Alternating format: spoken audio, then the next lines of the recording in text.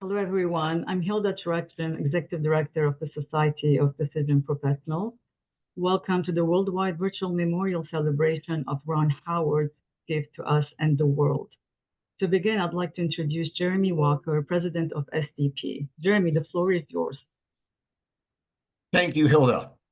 Uh, it is my extreme pleasure and privilege on behalf of the Decision Analysis Society and the Society of Decision Professionals that I welcome fellow society members, colleagues, friends, teachers, students, and family to today's celebration of a great man's life. It's on rare occasions that we are given an opportunity to stop and reflect on the contributions others make in our lives. I know this will be one of them.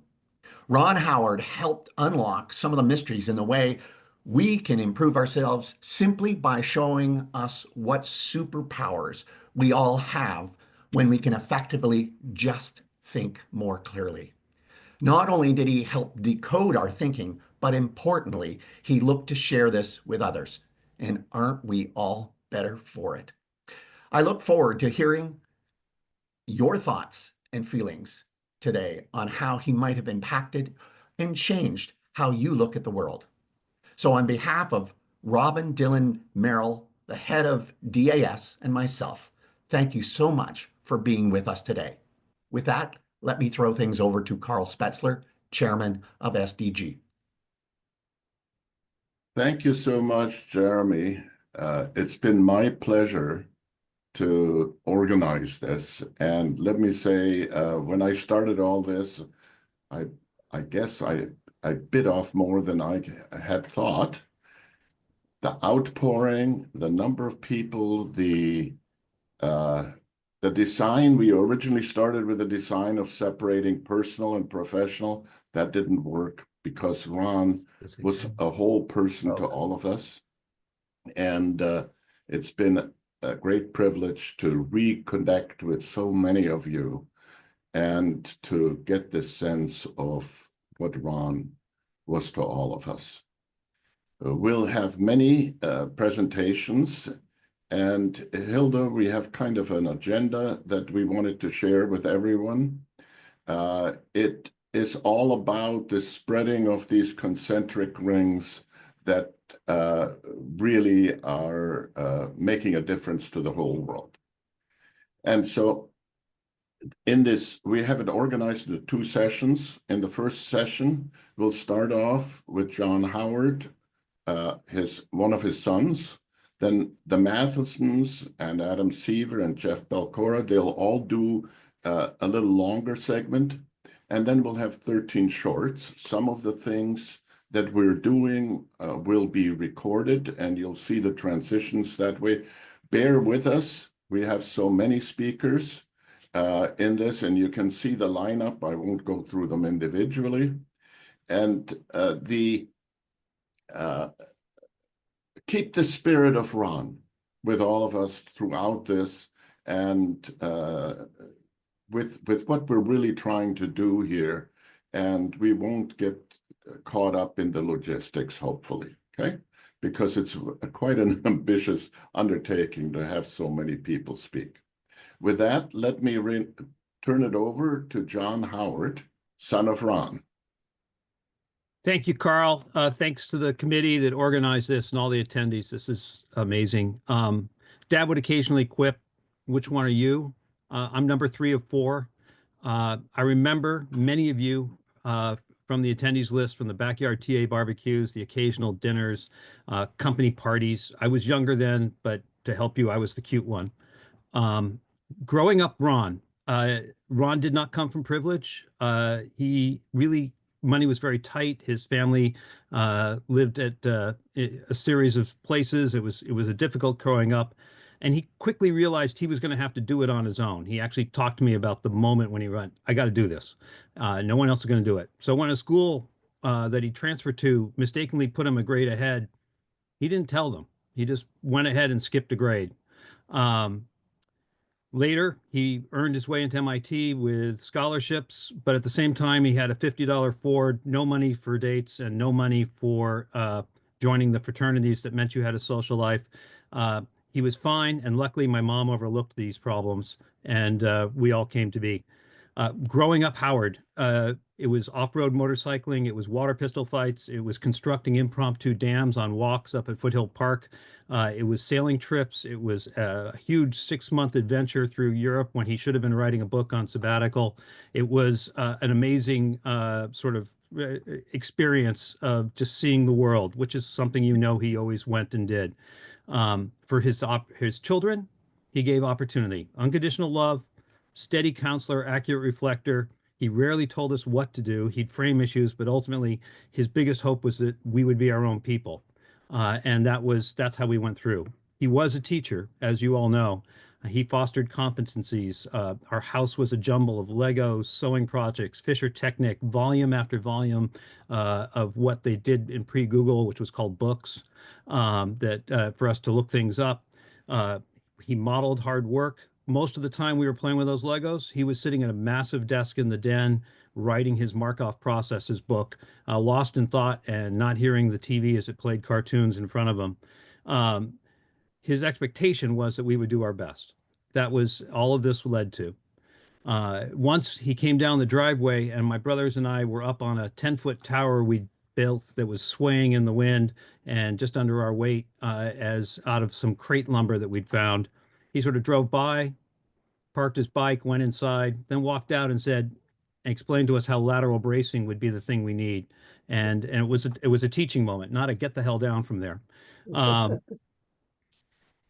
He obsessed over tools, as I think many of you who have ever been in the house know. As we left the house, tools moved into each one of our rooms, and he would try and fix anything rather than give up that opportunity. At his billing rate, you can imagine how much it cost for him to fix a toaster for 3 hours, but he would do it. And that was fun for him. And realizing the right tool was one of those things that there was an epiphany that we often talk about, and maybe the significance. He wanted the right-handed wing nut fastener if he could get it, and he would own it. But on a trip in 1972, we were in the motorhome. We were in Bulgaria behind the Eastern Curtain. The motorhome had a problem. He couldn't fix it. He pulled over 2 Bulgarian mechanics. They looked underneath. They walked around. One of them walked over a fence, snipped some wire off of the fence, and they fixed it. And it was at that point that he got a sort of, oh my God, the right tool is often not the most complicated, the most perfect, but it's an entire attitude.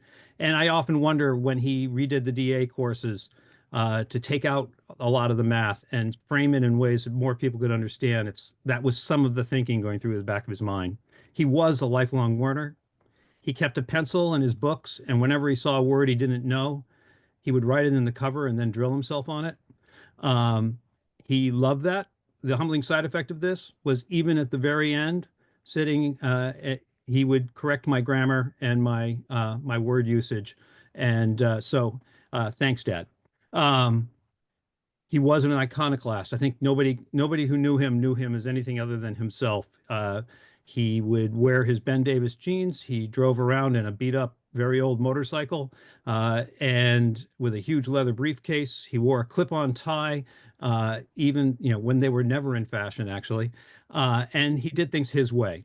At time, this was a really difficult place for me to be, because once I was going on a date, my girlfriend could not ride a motorcycle on the back, which is what I had, because Dad wouldn't let him.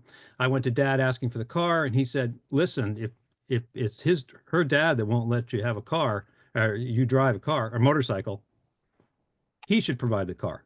And which is not what a boy wants to hear. So anyway, sometimes clarity is no fun. He did have grit.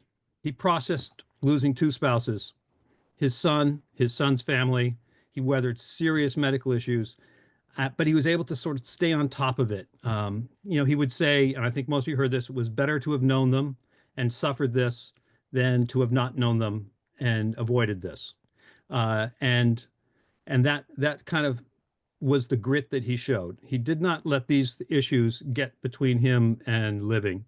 In closing, he had 2 sayings he repeated over the years, and I think they sum him up well. Do what you love and you'll never work a day in life. and live as if you're to die tomorrow, learn as if you're going to live forever. When tomorrow came, I think you know he'd done both. This gathering is a measure of the zest that he brought to life, the talent, and today we're going to see the magnitude of the loss and his significance of our strength, of this team here together. I looked over the list. There are 63 of his PhD students here. So there's 32 colleagues from SDG. There are a lot of connections I don't know, but I know that there's the fabric of this group is deep. Know you are his family too. He was immensely proud of all of you, both the work you did, the people you are. I know he followed your careers and looked forward to every conversation. As his health declined, he drew support from your visits, and he thanks, I thank you, and the family thanks you for everything. Your visits were his highlights. At this point, I'm going to move the conversation forward to Jim and Sue Matheson with Amy, and I thank everyone. Hi, I'm Amy Matheson Day, and I'm the daughter of Jim and Susan Matheson. And Jim and Susan spent so much time, decades, with Ron and his wife Polly, their kids, and then with Joyce and Francine. Well, we met them with Ron and his family when they moved to California a little while after that. We actually lived, was it in the same block? I think it was the same block as their house. So we could walk from one to the other. So our families were very close. So everybody knew each other. All the kids knew each other. And one of the big deals the family did together was motorcycling. So he had a big motorcycle. He always drove to work at where I worked at Stanford Research Institute. But they loved to go motorcycling, so we would go to the motorcycle park called Hollister Hills a lot with the families. We went to Baja California together. Yes, there certainly are stories. Yes. I think one of the reasons that we did end up taking vacations with them is because Polly and I became very good friends. Our husbands were traveling a lot on business. We couldn't leave our houses and, be with each other because our kids were asleep. But after the kids were asleep, we'd phone each other and just have really long conversations. And some of the conversations were about our husbands. We were both married to similar kinds of men, who had strong personalities, and we really got along. And I think that that's one of the things that made it possible for us to then do these family vacations together, is because it wasn't only the guys that were, colleagues, business colleagues, but that the wives were also very good friends. They're the ones that had the interest in the motorcycling and kind of got us into it. So I'm not sure we would have done it otherwise. We wouldn't. Yeah, because you learn on a motorcycle, you go around a corner too fast and you fall over. Then you got to wait for the big guy to come along and pick you up and start your motorcycle again. What was that friendship spark that made that all happen? Do you have any sense of that? Well, I know one time there was a party at Ron's house of his students. And that morning before I went to the party, computer programs had just come out that you could draw circles and arrows and things. And I drew a diagram and showed it to him, which was a predecessor of influence diagrams, which is one of our biggest contributions to the profession. Everybody uses influence diagrams now, but it started just, hey, look at this picture that I was able to print out, and it grew into something big. They were, one of the things about them was that they could totally challenge each other. They could just, somebody, one of them would say something and the other one would just say, well, I don't know about the language, actually, but like, oh, that's bullshit. and just simply, and they'd get into these great, friendly, but, dynamic types of discussions. And I don't know if there was, they respected each other's opinions, and they could tell each other off when it seemed appropriate. And I think that was a big part of it. Not too many people could challenge Ron, and he could. And I think that was something that I think that was part of the basis of their friendship. He had all these tools, but he wanted to do everything with his jackknife.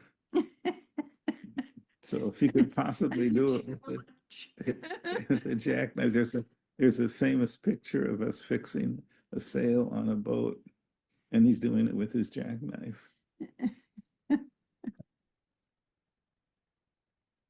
I had many decades of conversations with Ron as an uncle figure in my life who helped take splinters out of my feet when I tried to climb a fence barefoot, helped me restart my motorcycle, but he also provided me just years of wisdom and listening and talking up until close to the time he passed away. And he said, basically, someday, Amy, I'm going to be gone, and it would be a waste of your time to spend any time reflecting on me or my life or anything, because that would take you out of doing your important work in this world. And I think what he was saying, the message to me that I received, and the message that I hope you can hear from him from beyond, is it is important to recognize somebody's life and their contribution to you, in that it impacts you and helps you realize there's urgency in life. There's work to be done. There's work to continue that he started. And for all of us, it's a reminder to not just remember Ron, but to also remember that you have a mission in your own life. It's unique to you. And to ask those hard questions and pursue what you're passionate about with fervor and love of learning. And that is what Ron would say. Thank you, Amy. We'll turn to Adam Seaver. Thank you very much, Carl. I first met Ron Howard 50 years ago as a student in EES 231. I clearly recall I walked in a few minutes after Tom Keelan, who was carrying the overhead projector. During the next 10 weeks, Ron turned on a light bulb in my mind and has burned ever since. Many years later, after my medical training and the honor of being his PhD student, we met for lunch at the Stanford Faculty Club. I actually took some notes, so I can say it was on July 18th, 2016, right around the time of the political conventions. When I arrived, Ron was relaxed. He was sitting by the window reading his Kindle. He decided to sit outside, and as was inevitable in our conversations, we soon got to discussing healthcare, and particularly the flaws in its decision-making. I mentioned Ken Arrow's influential paper on healthcare economics as part of the problem, which Ron hadn't read, so I sent it to him. He returned it with the following comments by email. Thank you for sending me the Arrow paper. I have read it quickly and seen it as mainly an argument that medical care is not like selling cameras or potatoes, and therefore cannot be left to a free market system. My maxim is that peaceful, honest people should be left alone, no coercion. You only have to watch the political conventions to see who is being coerced for whose benefit. Pendulum swings back and forth. When leaving, I asked Ron to sign my Foundations of DA book that had just come out. He inscribed it, "For my favorite doctor," and that is an honor that I cherish. I had the privilege to care for Ron several times over the years. One memorable time was when Ron was coming back from a trip to Antarctica. He was crossing the treacherous Drake Passage, and a wave hit the boat, and he was thrown from the deck chair, landing on his back. Despite his injury, he pushed on to the next stop, which was the Amazon jungle and a hike. The pain, of course, soon became unbearable. I received this urgent call from Joyce. Said, what should we do? I said, well, over the next couple of days, we were able to fly him back to Stanford for immediate surgery for an unstable back fracture, from which he came through well. He was a delightful and gracious patient, of course. Over the years, Ron has been immensely important to me. I've learned from many master teachers as I've been exposed to exceptional surgeons, mathematicians, engineers, business folks, lots of people through my career. But none has been as influential for me as Ron. His words in class saying that only 1 out of 200 of the students sitting in EES 231 in Engineering Corner would become decision analysis practitioners resonated deeply. Though my path diverged from, say, consulting DA practice, his impact on me is evident in my medical practice, and I would say that this has been a tremendous benefit for us. I must also mention that Ron's effect on me and my family has been intergenerational. Ron's daughter, Kim, taught both my children at Nueva, and influence on them has been profound. In his last days, I was honored to assist John, David, and Kim with Ron's care. I'm impressed that they made decisions with a quality that would have made Ron proud. Thank you for allowing me to share these thoughts, and let me now hand over the mic to Jeff Belcourt, Ron Howard's TA. Thank you. Let me paint a picture. It's 1993, and we're in the living room at Tennyson Street, and Ron is sitting in an easy chair, and Polly is at his feet, and he's surrounded by a dozen or more students and their significant others or friends. What's going on here? What's going on is that we're having a Chautauqua, and I learned later that this is a key distinction that I was taught by Ron Beaver, another of Ron Howard's TAs, is that this was an example of Ron's yogic mentoring. So Ron was a teacher and a professor to many of us, but he wasn't just an academic mentor. He was a yogic mentor, and that means that he was interested in our spiritual development and our personal development on many fronts, on the character front, on the ethics front. And so this yogic mentoring, there were some really key features of being assembled in his house for Chautauqua. One is that in my whole life, and now I'm a professor myself, it's been actually quite unusual for professors to welcome people into their homes. So even though I've had great teachers along the way, I can only think of 2 or 3 times when I've been in their houses. And then that they've included their family members. In this case, Polly was there. And then the topic of this particular Chautauqua, and we had, others. Chautauqua, I guess, means it came from Zen on the Art of Motorcycle Maintenance. It means a deep inquiry, a discussion. And the topic of this Chautauqua was the time when Ron went sane, as he referred to it, or woke up. And he's written about this publicly, so I'm not, revealing any. There's on conversations.org, you can hear an interview or read the transcript of an interview with Somik, I think, on this topic. And so if you get from this picture, this yogic mentoring of at that time, 1993 or so, he must have been, 60 years old, reflecting back on a time in his life when he had a mental health episode. And when probably he was in his 40s then, in the 1970s. And so another feature of this yogic mentoring was his willingness to share and, be vulnerable. And I can't tell you the impact this had on me to have an older male role model speaking about an emotional time in his life and illustrating many things that we don't have time to go into, but many things about this little critical incident that taught me so much about how to be a better human being, how to accept my own breakdowns and setbacks. I've had, a couple of midlife crises and maybe a couple of near psychotic breaks along the way. And how do you cope with your own mental health? How do you demonstrate resilience? How do you demonstrate a growth mindset? How do you accept that other people have different perspectives? Ron would be telling stories, and Polly would look up and interject something that would, call into question the reliability of Ron's narrative. But he accepted that and understood there were, different angles to the story. So all of these features just meant that Ron embodied this yogic mentoring. And it's really quite rare, I think. And so as I move forward in my life, and I just wanted to leave us with this thought that perhaps all of us can pay it forward to Ron. You don't want to, Ron never forced his life advice down anyone's throat. He would wait till the student was ready, and he would wait till he was invited to share his wisdom or his thoughts on how to live your life more spiritually or more ethically, et cetera, et cetera. But when you were ready, he wouldn't hold back.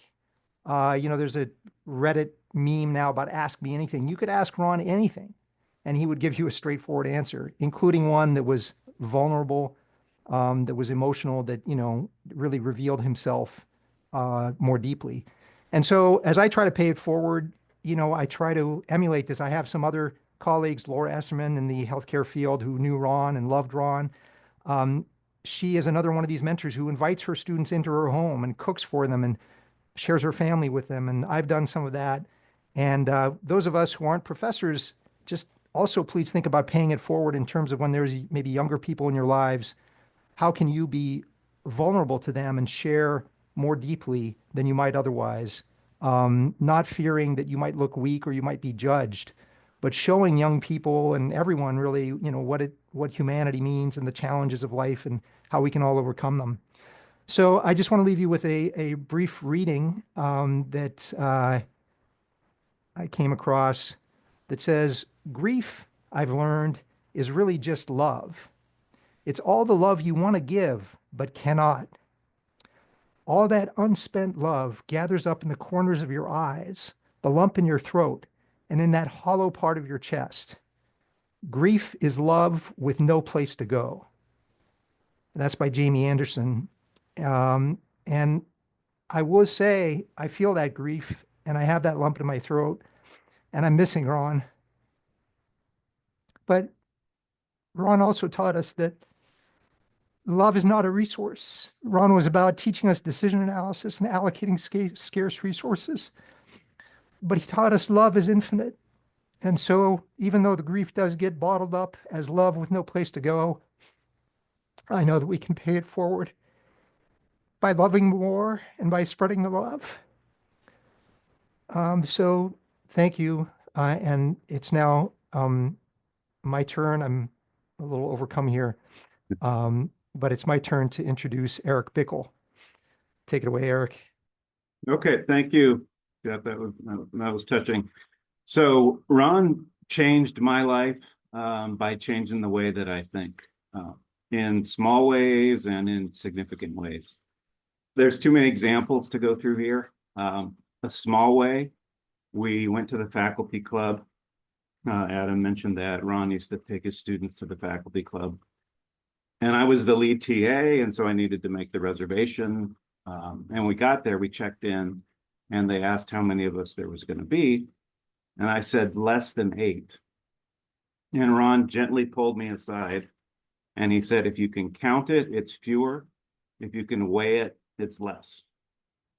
And so I think of him every time I go to the grocery store and I see the sign, in the express lane that says 12 items or less. So I will always remember that.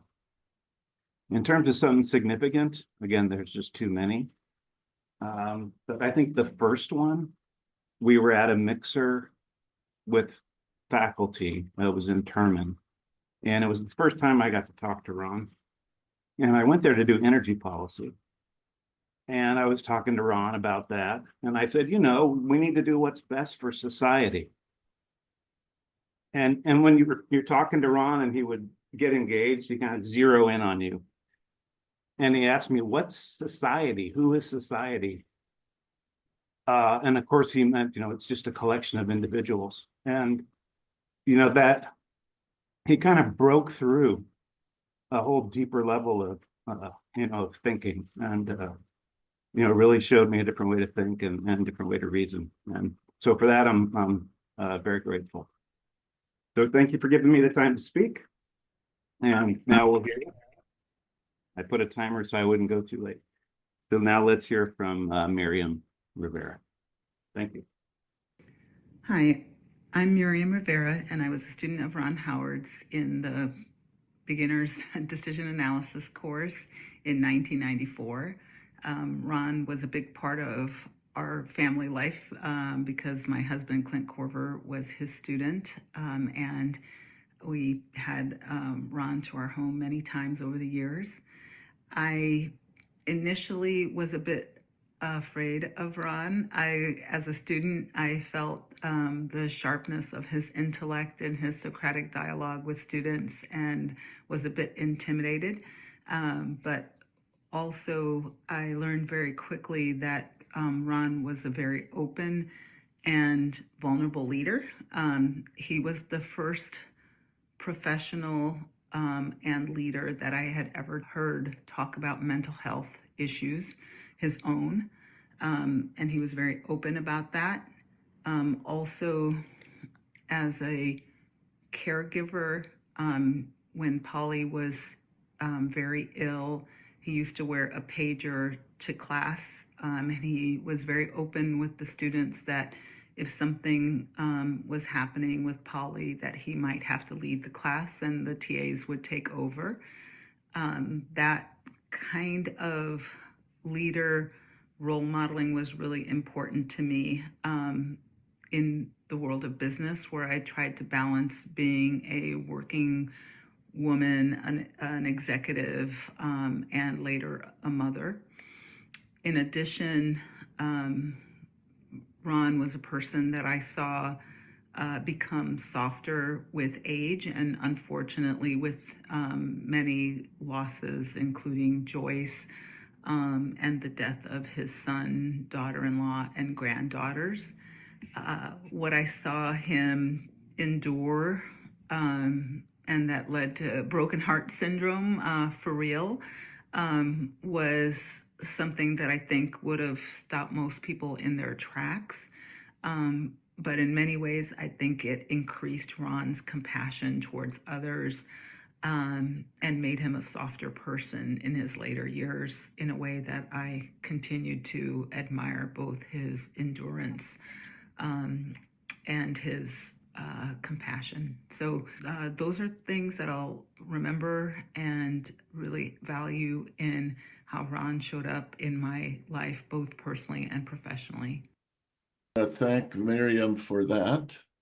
And we're next going to Ibrahim. Ibrahim sent us his recording from Saudi Arabia.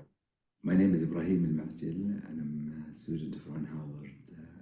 I did my master's and PhD and worked for a year with him in SDG. It's very difficult to capture what Ron Howard means to me. He's the mentor, the teacher, the example, the challenger, the motivator. He's the old wise guy on top of the mountain and the person with you in the trenches pushing you forward, the one who thinks with you, thinks for you, allows you to think for him. I've had numerous situations with Ron. I've learned so much on how to be a leader, how to be a teacher, how to be a friend, how to be a person, the importance of clarity, of truth, the importance of integrity, the empowerment as a head teaching assistant, the empowerment I've had. All these learnings continued with me throughout my life. When I mentor someone, when I work with someone, when I engage with my kids, there is a little bit of Ron Howard in all those interactions. Some of the most insightful memories and moments I've had in my life were with Ron. The way you think of something and then suddenly you see your whole perspective changes completely, because he goes deep, deep, deep to these base assumptions and challenging them there and let you come up with the conclusions going forward. I will always be a student of Ron Howard. I'll always try to pay it forward. Thank you for allowing me to be who I am. May you rest in peace. Thank you, Ibrahim. Now let's hear from Terry Gardner, who found Ron's impact life-changing.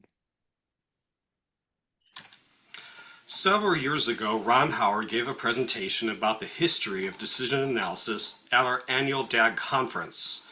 After his presentation, someone asked him, "Ron, tell me, what's the most important lesson you've learned from a lifetime of your work in decision analysis?" While Ron was thinking carefully about his response, you could tell everyone in the room was leaning a bit forward, perhaps expecting a nugget of wisdom about using decision analysis in business. When Ron spoke, he simply said the greatest lesson that he learned is that happiness is a decision. What a simple and powerful statement. What I took from this is that happiness is not something that just happens to us, it's something in which we have to actively participate. We have to develop a good frame, create alternatives for ourselves, know our values to help us prioritize those alternatives, and then take action. We have to realize that even when we try something new, it might not always work out, but that it was worth the risk. Ron's statement, "Happiness is a decision," awakened me to new possibilities in my own life. I was at a point where I really needed to hear this, and having followed that advice, I'm glad to share that I'm in a much better place. I think about his statement often, and I share it with others when I can. Thanks, Ron. Thank you. Thank you, Terry. That is so, I've heard that one again and again. And now we hear from Roberto in Mexico. Hi, I'm Roberto Leibo Raz, a retired professor of decision analysis in Mexico and a former student of Ron's. It was a privilege to learn directly from him. His concepts were profound and powerful, and he expressed them with clarity and wit. But you don't need to be a direct student of Ron's to get the value of his wisdom. His book and papers are full with those powerful concepts and written with the same wit and clarity with which he expressed himself in the classroom. Ron's departure is very sad, but it's comforting that people will continue learning from him for many generations to come. So, please go ahead and read his work. Assimilating Ron's teachings will most likely brighten your career and transform your life. Thank you. Thank you. And next we'll hear from Steve Taney, who tells us about key lessons he gained from Ron. I was one of Ron's teaching assistants at Stanford back in the early 1970s. When we were grading the final exams for a course, we noticed that 3 students had used the same unique and incorrect approach to solving one of the exam problems. Further investigation made it clear that the 3 students were copying answers among themselves. We teaching assistants believed that it was an obvious case of cheating, a clear violation of the Stanford honor system. When we took the matter to Professor Howard, however, he did not treat it as an open and shut case. He wanted to know more about the 3 students and why they chose to do what they did.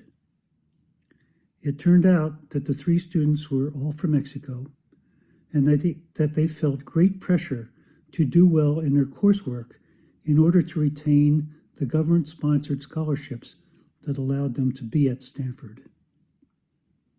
What I learned from Professor Howard in that incident is twofold. First, always seek to understand the situation completely before taking action. And second, always remember that there are real human beings involved in the situation.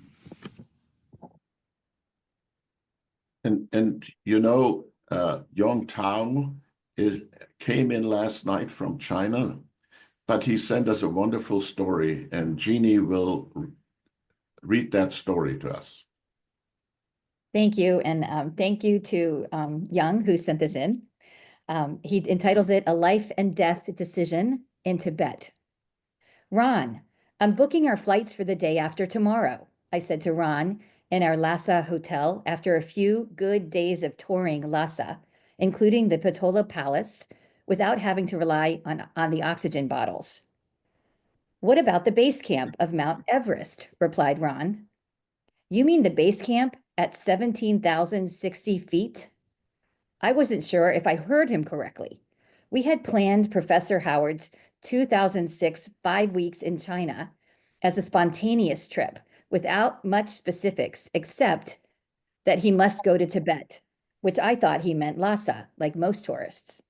Even Lhasa was already a big concern for me due to his age, 72 years young in 2006, which is why I accompanied him myself to make sure that he goes in vertical and comes back vertical. Yes, Young, I've been to most places in the world I wanted to go. Mount Everest is about the last place on earth I really need to go, he said firmly. My anxiety shooting up and my palms sweating.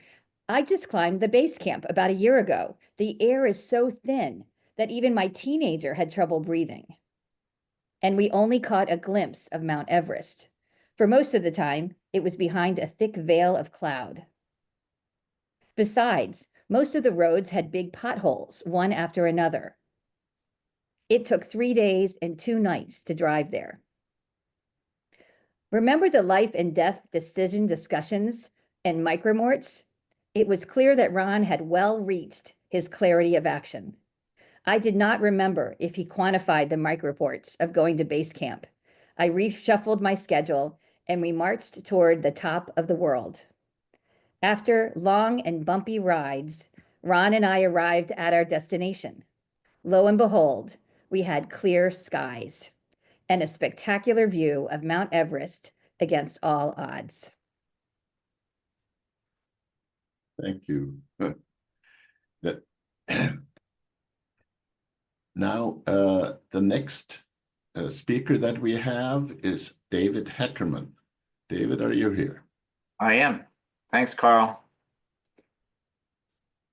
As you all know, Ron has had a huge impact in college education, but he's also had a huge impact on the education of younger kids. My dad was a high school math teacher, and as a kid, I remember him telling me how he got frustrated teaching math. He would say, if only there was a practical application of math that was important to his students. Fast forward to 1985, I met Ron by taking his decision analysis course. And I remember him introducing this principle of maximum expected utility. And I thought to myself, that seems rather arbitrary.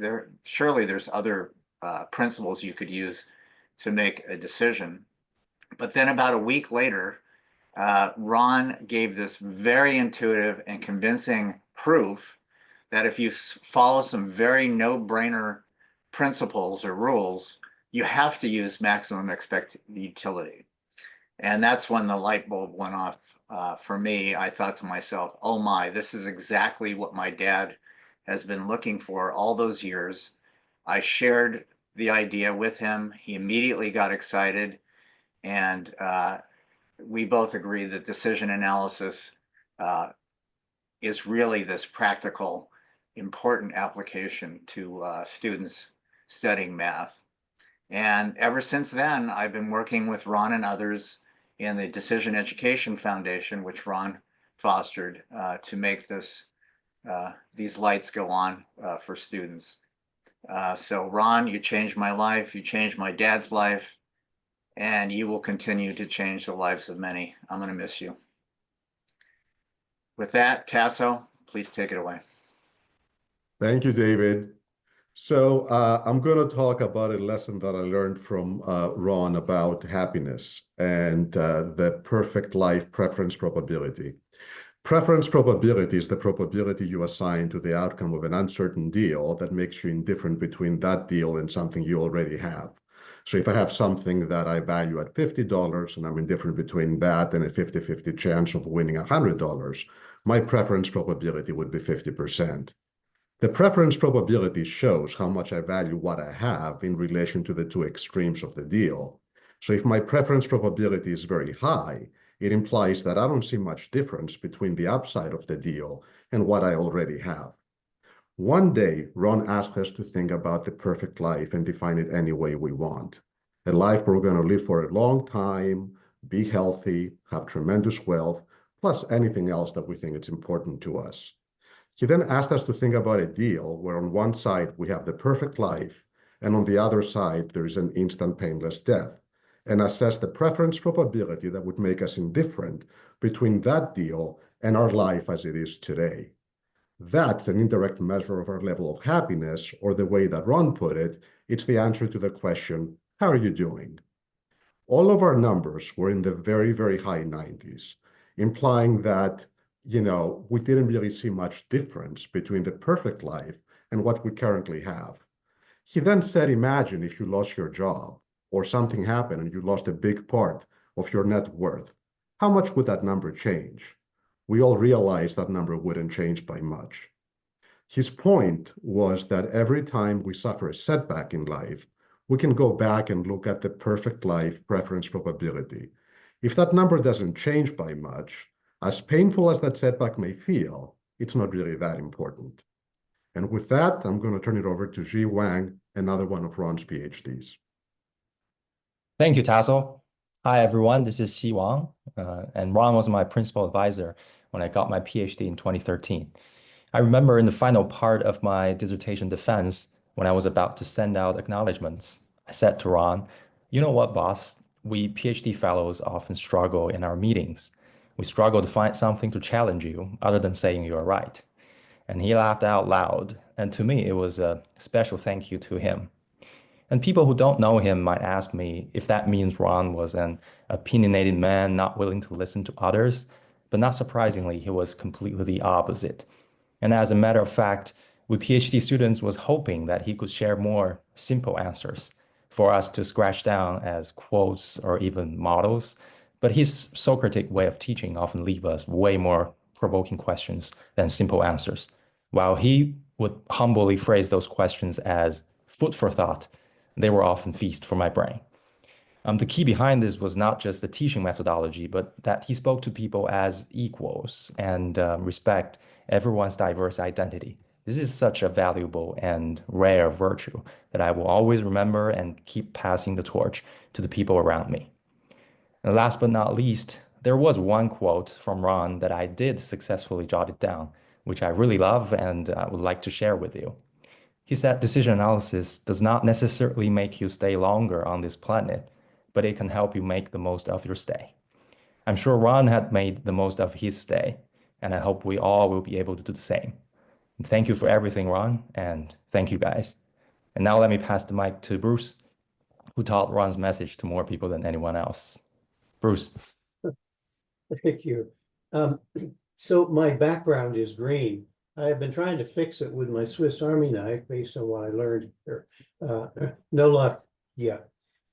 So many of us remember and acknowledge Ron's contribution, his wisdom, contribution to our profession and to us personally. The three letters PhD certainly would not follow my name were it not for Ron, my wise and patient dissertation advisor. But in addition to his intellect and his wisdom, there's a set of personal experiences that stick with me. While Ron and I had frequent dissertation-related meetings in his office at Stanford, they were usually end-of-the-day meetings. And I was joined in his waiting room, Louise's office, by his daughter, Kim, waiting for a ride home. I learned a lot about his family from Kim. I also gained a glimpse while sitting on a bench one afternoon at an Asilomore conference with his then wife, Polly, and having a long discussion, much as Susan Matheson mentioned. I also remember vividly the day that Ron, Jim Matheson, and I were riding our motorcycles up winding and muddy Alpine Road towards Skyline. I was glad to learn today that I was not the only one who did those kinds of things with Ron. The rains had turned the mud on the corners of Alpine Road into the consistency of peanut butter. And soon I was stuck in the mud up to my hubs. I saw no chance of freeing myself and the bike by myself. Ron, as Jim said, the big guy who was in front of me, turned around on his bike and with one hand grabbed the center of my handlebars. Remember, I'm stuck up to the hubs. Grabbed the center of my handlebar and jerked me and the front wheel of the bike up and out of the muck. We got really dirty that day, but we had fun. And we learned that the big guy was a really strong dude. I had the privilege of being with Ron continuously for 20 years in the same geography as a master's student, then a PhD student and teaching assistant, and then friend, and hung out with him on a regular basis. I was able to go back to him after graduating and pepper him with so many questions like, how come you never spoke to us about Bayesian statistics? How come your books don't have an acknowledgement section? Why did you teach how to flip trees in your retirement dinner instead of reminiscing about your life? Each of the answers to my many questions were profound. So ask me those when we meet. The thing that made Ron special for me was what Bruce, what I would say what Jeff called yogic, and what some people would say spiritual. To me, spiritual basically means that you don't take yourself seriously, and that is because you've been pondering on the nature of reality and integrated it into your daily living. Right from the beginning of our association, Ron attracted me because of how he integrated those ponderings into how he taught and shaped decision analysis for us, usually with great humor. So after a few years of being in the program, I went up to him and said, Ron, I figured out what you're really trying to teach. The goal of DA is equanimity with life's outcomes. And he nodded. And equanimity doesn't mean that you check out of life. He was totally checked in, as you're hearing from all the stories. And he made tough decisions. And he shared one of those a few years back with me. When he was a young professor, he was chatting with other colleagues, and they had come up with a salary number that, if offered, they would immediately take the job. The next day, Ron got a call from a Norwegian oil and gas company to be their chief scientist. And the salary offered was exactly what he and his friends had agreed they'd say yes to. Ron thought about it and realized that if he took that, he wouldn't have the opportunity to be with his students. So he chose a lower salary and walked on his path intentionally to be with us. So that story meant a lot to me. Now I want to get back to equanimity. I remember, and my PhD cohort will also remember, that he would talk about a teacher who lost his son and he was seen grieving at the funeral. And this teacher would talk about non-attachment. And so the teacher students asked him, don't the teachings tell us not to be attached? And he would respond, I know the teachings, but sometimes it is hard. And this was before he lost his son Robert and his son's entire family. I got to see how he was at the funeral, how he was comforting everyone. He showed how it was possible to love and at the same time not be broken by devastating loss. And he had more than most people should have to bear, losing 2 life partners. I was there as a student through his second partner's loss and saw how he was equanimous at that time. And you can ask Jeannie about a story of a remarkable conversation he had with his partner's doctor. I got to see him in his final years in assisted living, and his equanimity was unchanged. A tremendous privilege for me was that he took the trouble to come in a wheelchair to my US book launch. He unveiled the book and shared heartfelt words. My research and book would not have been possible without his active support. So it was both deeply heartening and also heartbreaking to hear of his fall the next day and that the launch was his last public appearance. Every month, no matter what his condition, he always received me warmly, and an hour just flew by digging into the nature of reality with great humor, and we would both be so sorry to part. Ron now lives in my heart. Now let's hear from Jeff Foran, founding partner with Ron of SDG. Thank you so much. Hi, I'm Jeff Foran, and my twist is a little different than some of the former speakers. I basically was involved with forming SDG with Carl, Jim Matheson, and Ron, and I met them through a variety of circumstances that are too long to describe, so I'll just hop right over that and say that one of the more interesting conversations I had with Jim and Ron was when I told them about the work I had been doing, and I have been a consultant for over 15 years at this point in time with other organizations. I said I was data-driven, and basically my analytic techniques were pretty much limited to statistics and basically giving advice to clients deriving information from a pattern of past data. Ron looked at me, Jim looked at me, and they both said almost simultaneously, you know, if you want to give advice based on past data, that's like driving a car looking only through the rearview mirror. And I basically laughed with them. I took this humorously, laughed at them, and said, you know, you're right. And it didn't take long for me to be converted to what decision analysis had to offer. And I found its offering had two components. One is that it was basically a very strong academic discipline, but in addition, I saw in it a tremendous platform for value added in the commercial world. And as I began to talk to Ron more and more about what he had done, I saw in decision analysis that, yes, it was decision focused. Yes, it was analytical. In fact, superbly so. But what I found in it was it was a framework for management. Management basically needed to think this way. CEOs, top leaders, all needed to basically look at their corporations, look at how they created use of their capital, created value, and they should do it in this manner. So with this framework, excuse me, or this management perspective that I had from DA, I worked with confidence at the top of corporations, and our consultants addressed the most complex decisions many companies faced. And in these companies, we created millions of dollars of corporate value. We protected and created millions of jobs, and we provided decisions to boards of directors and executives that had the confidence that these decisions were reached with the best possible tools imaginable. The thing that struck me most about Ron's contributions was that it was a combination of really good academic research, serious thought. I think David Heckerman mentioned that he tried to soften the mathematics of it. To me, the mathematics were difficult and challenging, but they were beautiful and they were useful and very effective. And I was able to convince a lot of clients to relax, take a look at these numbers and understand them, because in them revealed great insight about risk and opportunity. I think that one of the things that struck me most, and I guess sadly, was that in 2002, the Nobel Prize Committee recognized Daniel Kahneman for his work in decision-making, and the economics prize went to him. And I sat there and thinking about this award, and I said, why wasn't this given to Ron Howard? His profound work, both academically and the research side, and profoundly the platform that we all use to take it out to commercial use, creating lots of value in the corporate world, was overlooked. So my hope for the future is that at some point in time, the Nobel community will realize their error and reward Ron the Nobel Prize in economics. And I turn it over to Jeannie.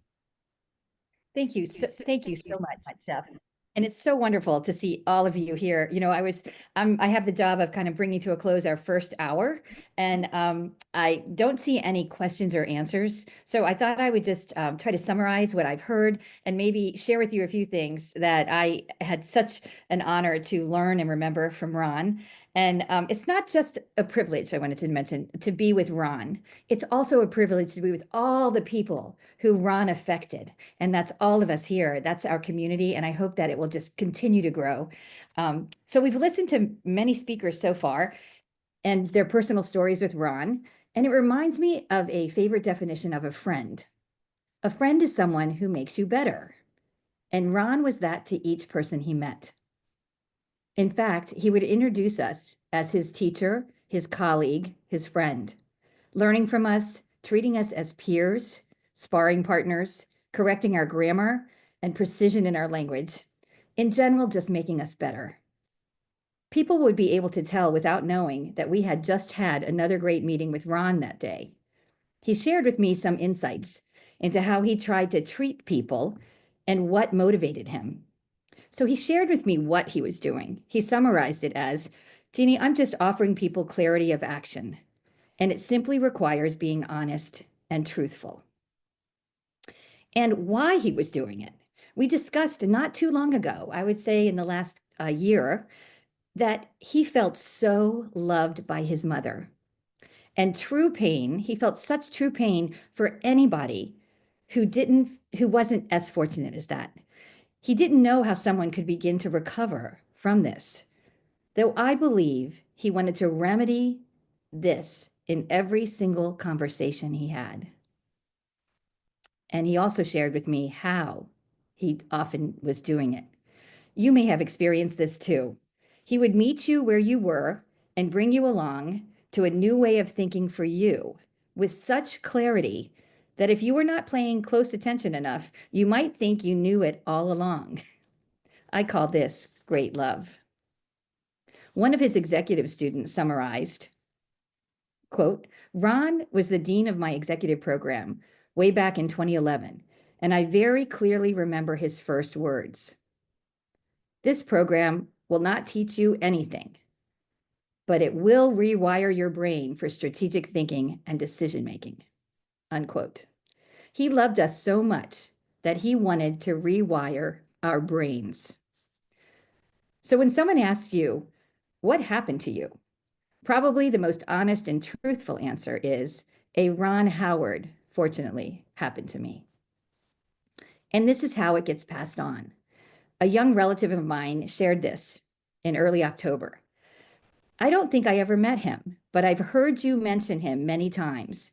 From what you told me, he was an amazing professor and friend. I'm glad he helped shape you into the person you are, because I love that person. We all indeed changed for good. And people will continue to meet Ron through us and who we have become. Ron followed each of us closely, as many people have mentioned, remembering past conversations even years ago. And Ron saw and encouraged us to become the best versions of ourselves. I was able to share our common sentiments to him in an email I wrote him in 2020. And I thought I'd read you part of it now. Dear Ron, I wanted to wish you a very happy birthday today. The world got a whole lot better on August 27th, and many have been made better because of you. I know because I'm a beneficiary. I carry in my heart countless memories of your care and support, wisdom and encouragement, honesty and truth, which you extol on the world instinctively, and your precious time that you share with us so generously. We never know when one of your disciples will stop in their tracks and say, Ron Howard is coming out of my mouth. Thank you for everything you are and stand for. Please know how much you are loved, with everlasting thanks for ongoingly making all those around you better. We are now going to take about a 10-minute break, but before you go, there's a quick interaction opportunity to contribute a word in a program called Word Cloud, which you're going to be seeing right now, by typing in your answer to the following. I appreciated how Ron was blank. So all you need to do is to take your phone and take a picture of the QR code on the lower left, and the website will pop up, and you'll have an opportunity to add to our summary of what we've heard so far, what it might have inspired in you, to remember what you appreciated about Ron.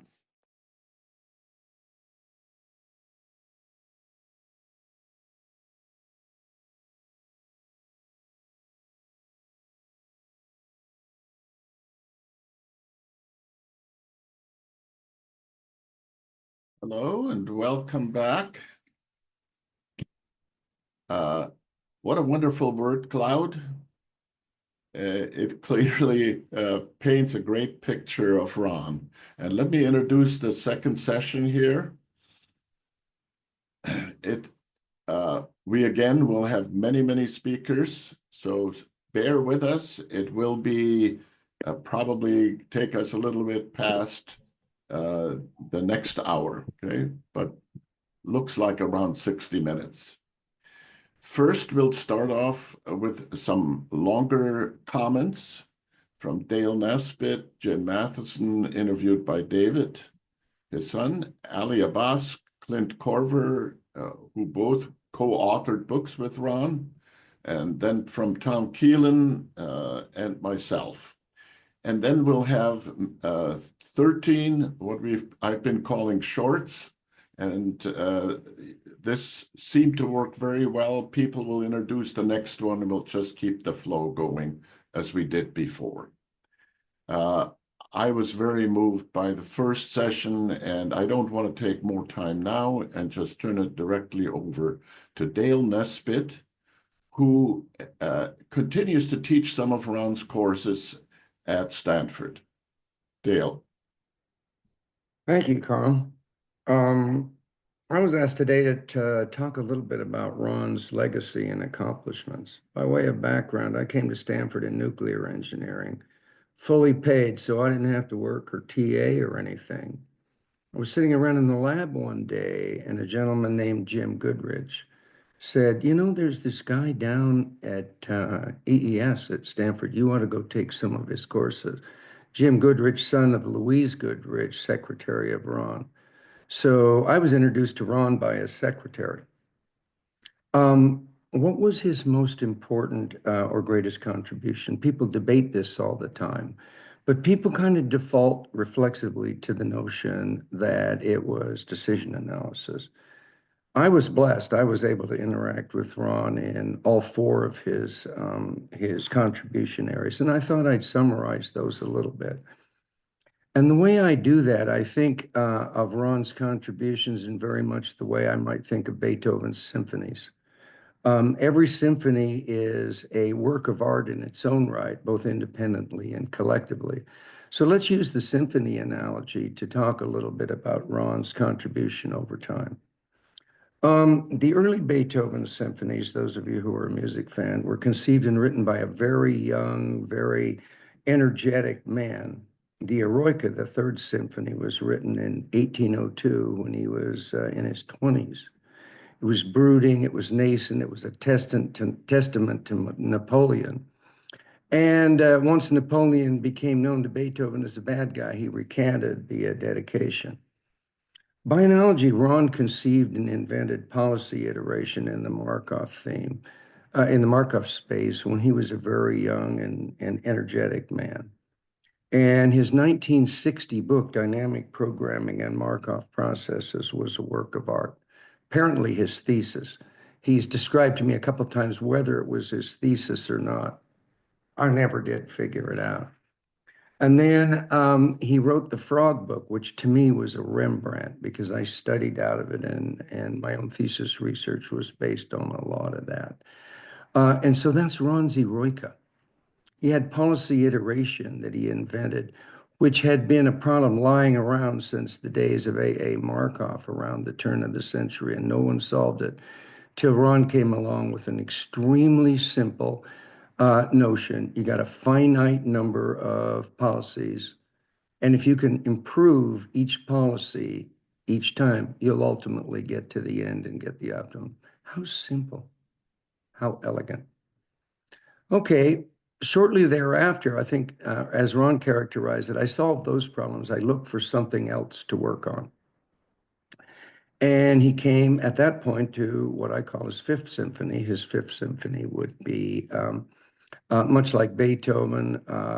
He had a few miles on him. He'd been given a lot of thinking to symphony work, and he came up with the fifth. And that would be ethics, Ron's notion of ethics.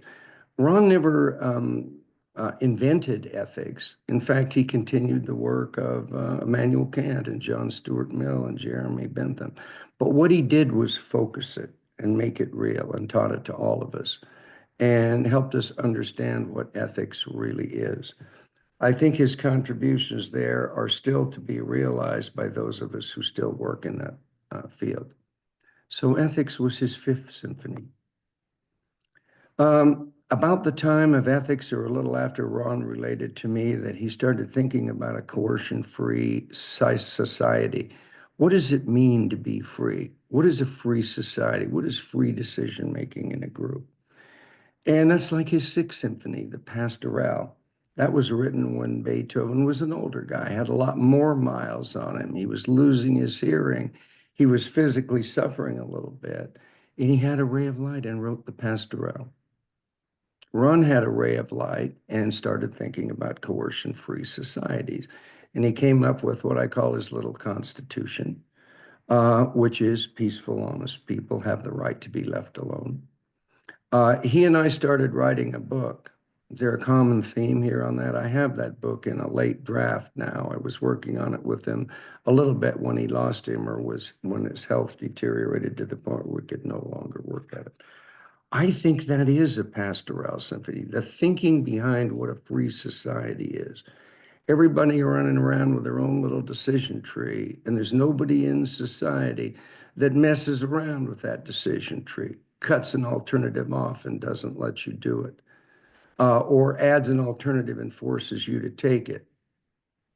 Quite a free society is one, according to Ron Howard. We got your tree and you can do whatever you want, as long as you don't hurt somebody. long as you don't lie to them, as long as you don't compromise their property, as long as you don't coerce them, et cetera, et cetera. Finally, we get to the fourth of the symphonies, and that's the Ode to Joy Ninth Symphony. The Ode to Joy Ninth Symphony looks like decision analysis to me. Took Beethoven many, many years in his later life to write that, as many as 10. And it was both sad and it was both jubilant. It was comprehensive, a lot like decision analysis. The reason I want to go through all of this is because Ron's contributions was not just decision analysis. It was not just Markov processes. It was all of the above. Four largely independent but interrelated topics of thinking that partially interleave, but each is a contribution in its own right. And I'll close by making a comment. One time I was sitting working with Ron. He looked at me as he would always do. He'd ask a question out of the clear blue sky that you didn't anticipate it. He said, I sense we've become good friends. What does friendship mean to you, Dale? And I said, well, you know, I've been teaching ethics for a while here now. I've thought quite a bit about it. And I said, you're my friend if I get utility from being with you and interacting with you. And there's a second dimension, though, is I have to see some revealed preference that you're getting the same utility or analogous utility. He said, that's an ethically egoistic definition of friendship, and I love it. And then he said, we are friends according to your definition, Dale. So does anybody want to choose a favorite Ron Howard topic? I don't. I want to relish in all of them. And I want to love the man for his incredible intellectual contribution, independently and jointly to each of those four fields. Thank you, Dale. We will now turn to hear from David Matheson interviewing Jim. David, Jim's son, and longtime student of Ron and a PhD in this, and has become a decision professional his whole life. So let's hear from David. Hi, I'm David Matheson, and I'm here to interview Jim Matheson on their teamwork and how that evolved to shape the decision analysis profession. So welcome, Jim. Glad to see you. Let me start at the beginning, if I may. How did you and Ron meet, and how did you click at the beginning to sort of professionally? I think it was 1964, as I was graduating from Stanford with my PhD. Ron came and gave a talk called something about analyzing semi-Markov processes. And I think I was probably the only one in the audience that understood what he was talking about. And then we met for lunch. So I went back to Westinghouse, and then I turned around and hired him as a consultant. And I came back to Stanford Research Institute. I started a group called the Decision Analysis Group. As far as I know, it's the world's first such group. Yeah. Ron was a consultant to that group. And I think the first thing we did was a big study for Mexico, whether they should develop nuclear power. One very interesting one was the quarantine of Mars. We had agreed with the Russians to not contaminate it biologically. Graphic programs were in their infancy then. And so that encouraged us to develop influence diagrams. Well, I think he was very insistent that it was conditional probability. And we had to be very careful defining what that conditional probability was in an influence diagram. So it was the probability given the predecessors. And there's also a statement in the diagram itself that arrows going into nodes beyond the one you're looking at don't need to go into the node you're looking at. It's independent of those. So there are a lot of independent statements in the diagram itself. And so we had to figure that out. I think we just kind of went at it in dialogue. And it wasn't that one of us did a role or the other did a role. We just dialogued about it. And by bouncing off each other, we got to answers a lot more quickly. I see. You were foils for each other and provocateurs for each other, and just Yes, kept it going. Exactly. Well, that's pretty cool. Those are rare relationships. Yep. And of course, one of your early, work in this whole collaboration is embodied in these blue books, Yeah. 2 volumes. I mean, there are many authors of these papers, but you and Ron really edited and brought them together. And I think you even wrote a couple of them. And it was SRI that published it. And at first it was a red book originally. I've got one on my Readings and Decision Analysis. So that's the original blue book in red. in red. there we go. We tried to, get the field moving. So just that group, that environment produced a lot of subsequent luminaries in the field, right? As Ron used to say, they will know a teacher by his students. So yeah, they also maybe that's the legacy. Started other companies. I'll tell you an interesting story. We published a book, and they had the Long Range Planning Service had a Christmas party or something that I was invited to. A woman who maybe had had a couple drinks came up to me and thanked me for changing her life. Okay, that's good. I don't know you. How did I change your life? Yes. How did I change your life? And she said, well, I was the editor of that paper, that monograph. And there's a little a little comment in the side in a little block that talks about decisions versus outcomes. And it says, you can only be responsible for your decisions. And then you learn from the outcomes, but you just take what you get. And she says, I felt guilty my whole life because I felt responsible for the outcomes. And so I felt guilty for every bad outcome in my life. And now I don't feel guilty anymore. And so she was very happy about it. Yes. Well, I think many that have been touched by Ron and the contribution feel that way, right? You make a choice and then you can just kind of relax about it because it's a good one. I was coming in and considering going to Stanford, and I talked to Ron about my career choice. Ron asked me, like, well, how long do you want your career to last? And I'm like, what? And he said, if you study decision making and you focus on the problem, not on the technology. He says, David, you're going down a technology path. That technology will only have a certain run. But if you study decision making and focus on the problem of decision making, people will always need people to help with decision making. You'll have a career that'll go a lifetime. Mm-hmm. And as I looked around me and, folks that they're in technical paths, they kind of obsolete out and so on. And I thought, wow, that's really, I'm getting educated for a lifetime, not for a particular thing. And so, of course, I did learn decision analysis and mastered the craft. But ultimately, his advice is what tipped the scales and got me out of a hard science field. And basically, it's been true.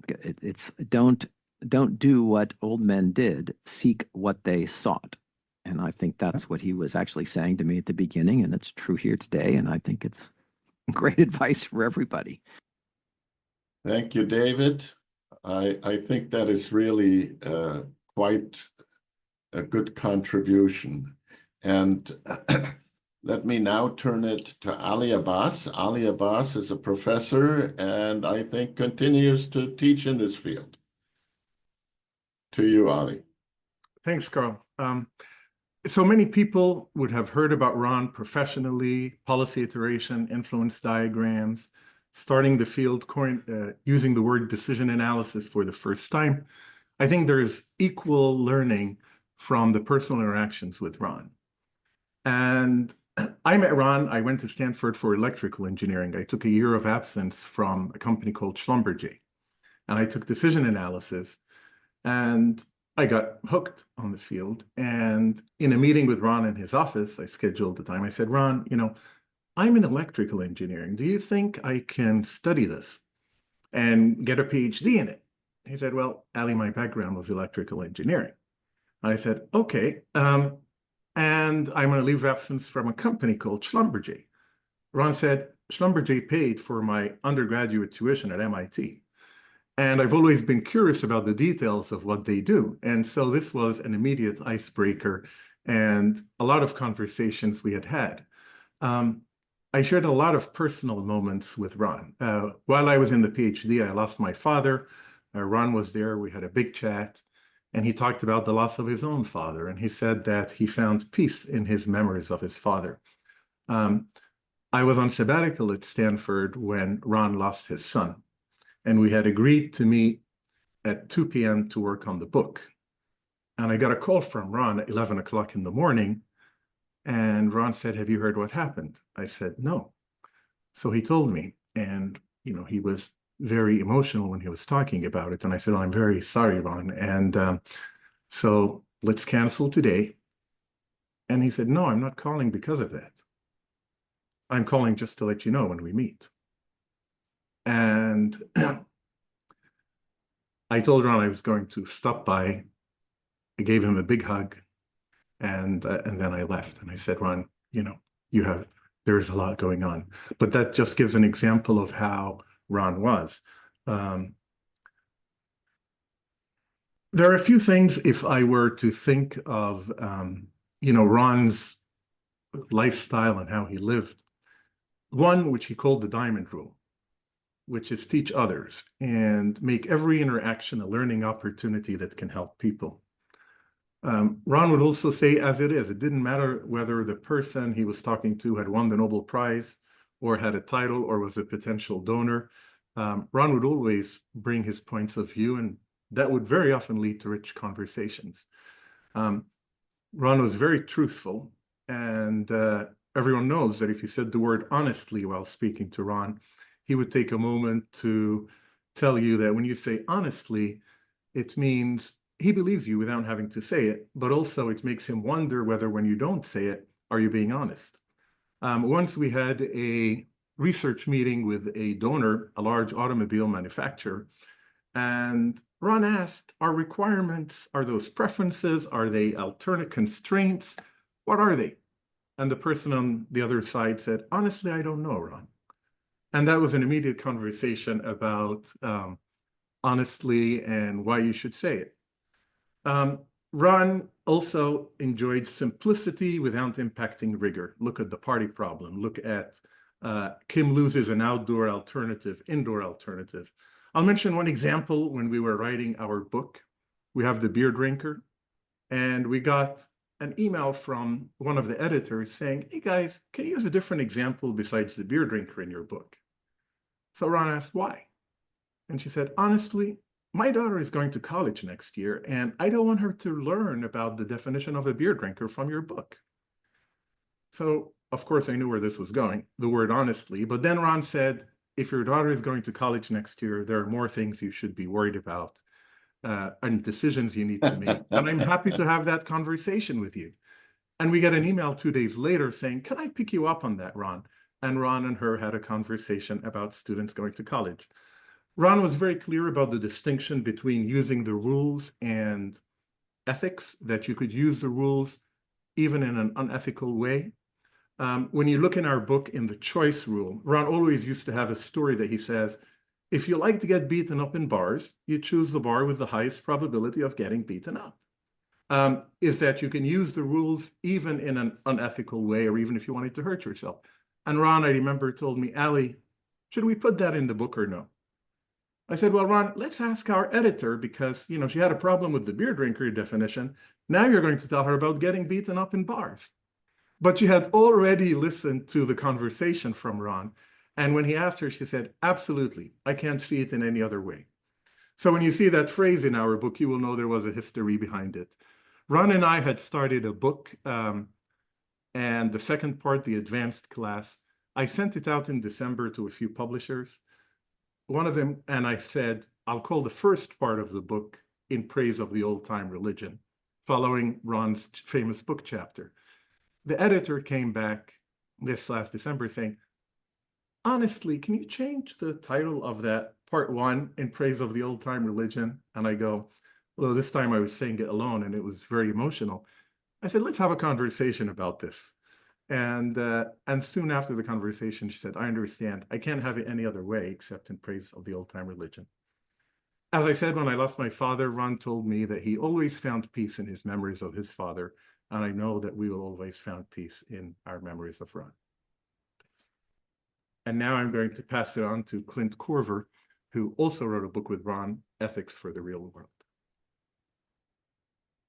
I found the clarity of Ron's thinking to be magical. It took one day of Ron's intro DA class for the light bulb to go on, and after that I was the TA for all of Ron's classes. I did a PhD with him. I worked at SDG. I actually used decision analysis daily at Ulu Ventures, the venture capital firm I founded with Miriam Rivera. And I had the good fortune to co-author a book with Ron, Ethics for the Real World.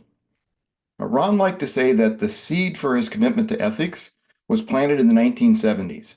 Apparently, a defense contractor came to Ron and asked him to do a DA to analyze which plane the U.S. Air Force should choose for its fleet. But then the potential client went on to say, well, we all know, wink, wink, nudge, nudge, how the analysis will come out. This was a turning point for Ron. While DA's use in the 70s was really taking off, so was the possibility for its misuse. And Ron liked to say, DA is a powerful tool, but it's amoral. It can be used for good or for bad.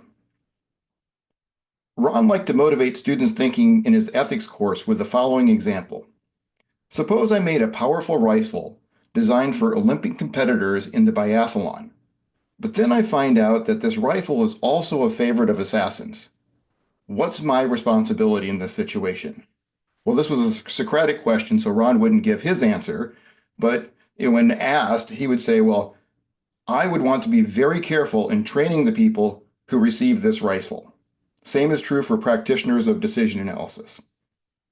About 10 years after I graduated, I went back and was having lunch with Ron at the faculty club.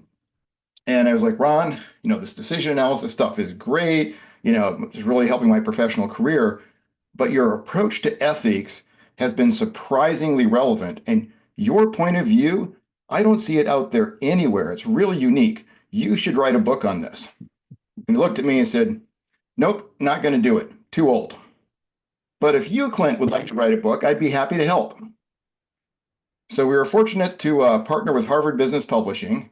As an aside, this was the first ever book on ethics published by Harvard Business Publishing. Go figure. And they're unusual among book publishers in that they peer review their books. So they sent our draft out to 3 peer reviewers, and they shared those reviews with us.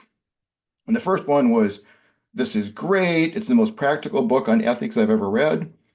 Next one was, it's okay. Nothing new in here, but there's some good stories. And then the third one, this is terrible. These authors clearly don't know anything about ethics, and it would be an embarrassment for Harvard to associate its name with it. And so I'm kind of concerned about this. So I'm talking to the publishers like, oh my God, do you still want to publish? And they're like, oh, it's not a problem. Controversy sells books. Well, it was never a bestseller, but it did sell 10,000 copies, which was Harvard's goal. And Ron, of course, didn't care about any of those reviews. And in fact, he didn't really even care about the after-course teaching evaluations that Stanford requires for every class. So Ron liked to say, I want the 20-year teaching evaluation. The one where after 20 years, people come back and say, I'm glad we spent some time together. Ron, I'm glad we spent some time together. Let me now introduce you to Tom Keelan, another Ron PhD and a longtime contributor with Ron. Ron Howard was my teacher, mentor, partner, co-author, and friend. Other than my parents, no one has impacted my life more than Ron. He taught that your decisions are the only way you can change the rest of your life. My life is a testament to that. The first life-changing decision I made as a senior in high school in 1968 was choosing Stanford undergrad over a full-ride golf scholarship to UCLA. The Stanford coach told me he couldn't offer me a scholarship because it had already gone to a young man from Kansas City, Tom Watson. My parents and I weighed the options and, despite the cost, chose Stanford. Had we chosen differently, I would never have met Ron. Who knows where I'd be today? Certainly not here. 4 years later, in 1972, I met Ron through his probability and decision analysis courses. I was so enthralled that I went to his office and proposed teaching a freshman seminar in decision analysis that spring in Branner Hall, where I was an RA. Though he barely knew me, and perhaps only as a student in class who asked a lot of questions, he loved the seminar idea and supported it for academic credit. Soon after, Ron offered me a TA-RA position that would cover my full PhD program, tuition, room, and board. This precipitated another life-changing decision: continue toward professional golf or accept Ron's offer. Conscious that I was aging as an athlete at the ripe old age of 23, I asked Ron if I could try golf first and then return to work with him later. In his incisive way, Ron said, "I have the money now. I might not have it then." I took the offer. Had I chosen differently, in addition to a different career, I never would have met my wonderful wife, Beth. Our decisions truly shape our lives. The seeds of thought that Ron planted can, in some cases, take a long time to germinate and come to fruition. One day, during my PhD program, Ron and I discussed why there were so few named probability distributions and why those that existed were so rarely useful in decision analysis. Ron said plainly, "It's really hard to invent a new probability distribution." His comments stuck with me. 40 years later, it helped inspire me and my colleagues to invent one. Shortly after my PhD, Ron experienced a profound personal transformation, a mental health crisis that landed him in the hospital. When he emerged, he was a different person, more compassionate, deeply interested in liberty and ethics, and a Buddhist, as was his wonderful wife, Polly.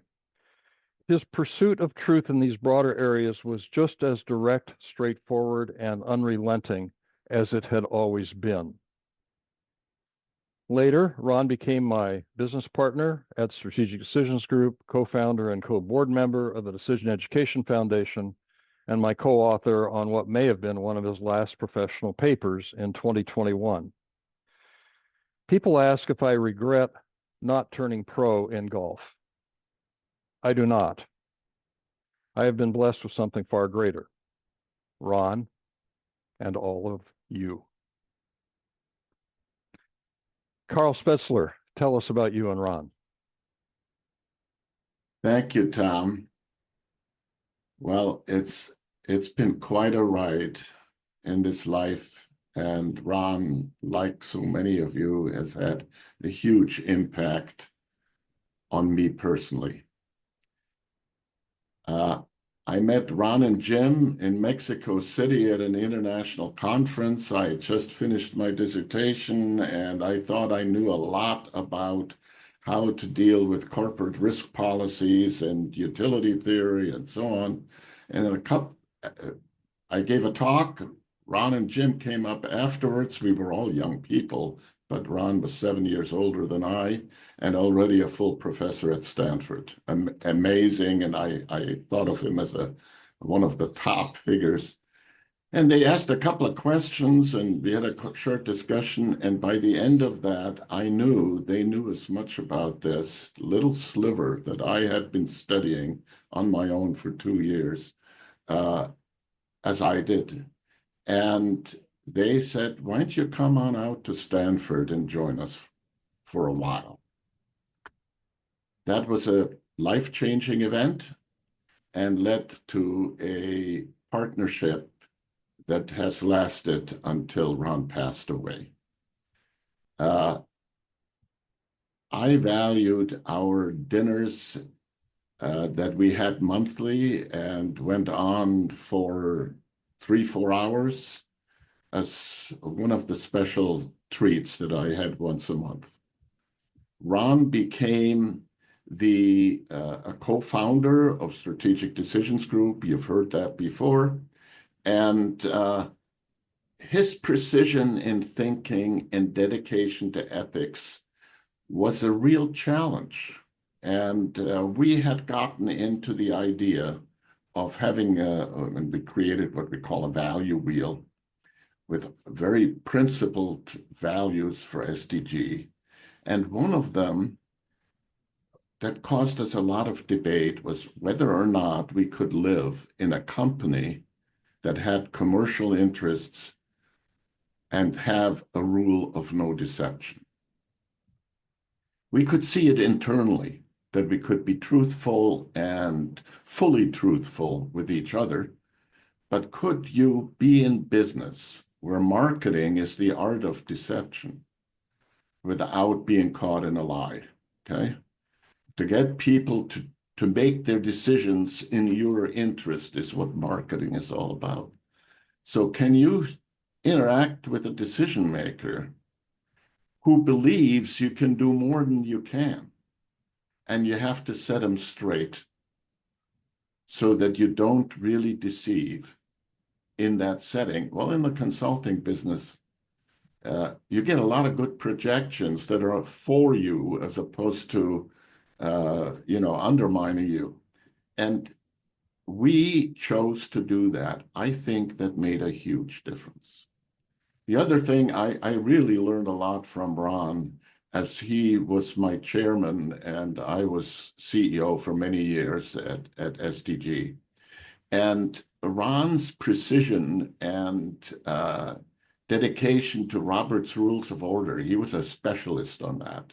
You'd come in and he'd say, look, if a motion has already been sent out before the meeting, it doesn't require a second.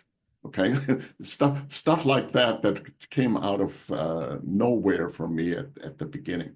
But the precision and dedication to what Clint talked about in the ethics book, to really living the ethics in personal decision, that dedication was amazing. And many people have talked about Ron after he had his, what he called going crazy experience. And before that, he was different. In the early days when I met him, I would call him an academic samurai. He would not lose an argument in his domain with anyone that would challenge him. And he did it in a very intensive battle mode. I received many responses to this outreach for this event, and 2 of them came back from that era that were still hurt and angry over the battles that they had had with Ron and considered him a dangerous person. His conversion to who he was after 1979 is probably one of the most profound experiences. I knew him before. I was under his protected circle, so I didn't experience as much of this in public. But I hurt for people when I saw him go to battle in a public setting. And that never happened after he became the figure and the person that he was after that. I thank you, Ron, for all the wonderful time we've had together and the collaboration and what we had built and accomplished together. It shaped my life. And with that, let me just turn it over to Warner North, who was his first TA. That's a teaching assistant. Thank you, Carl.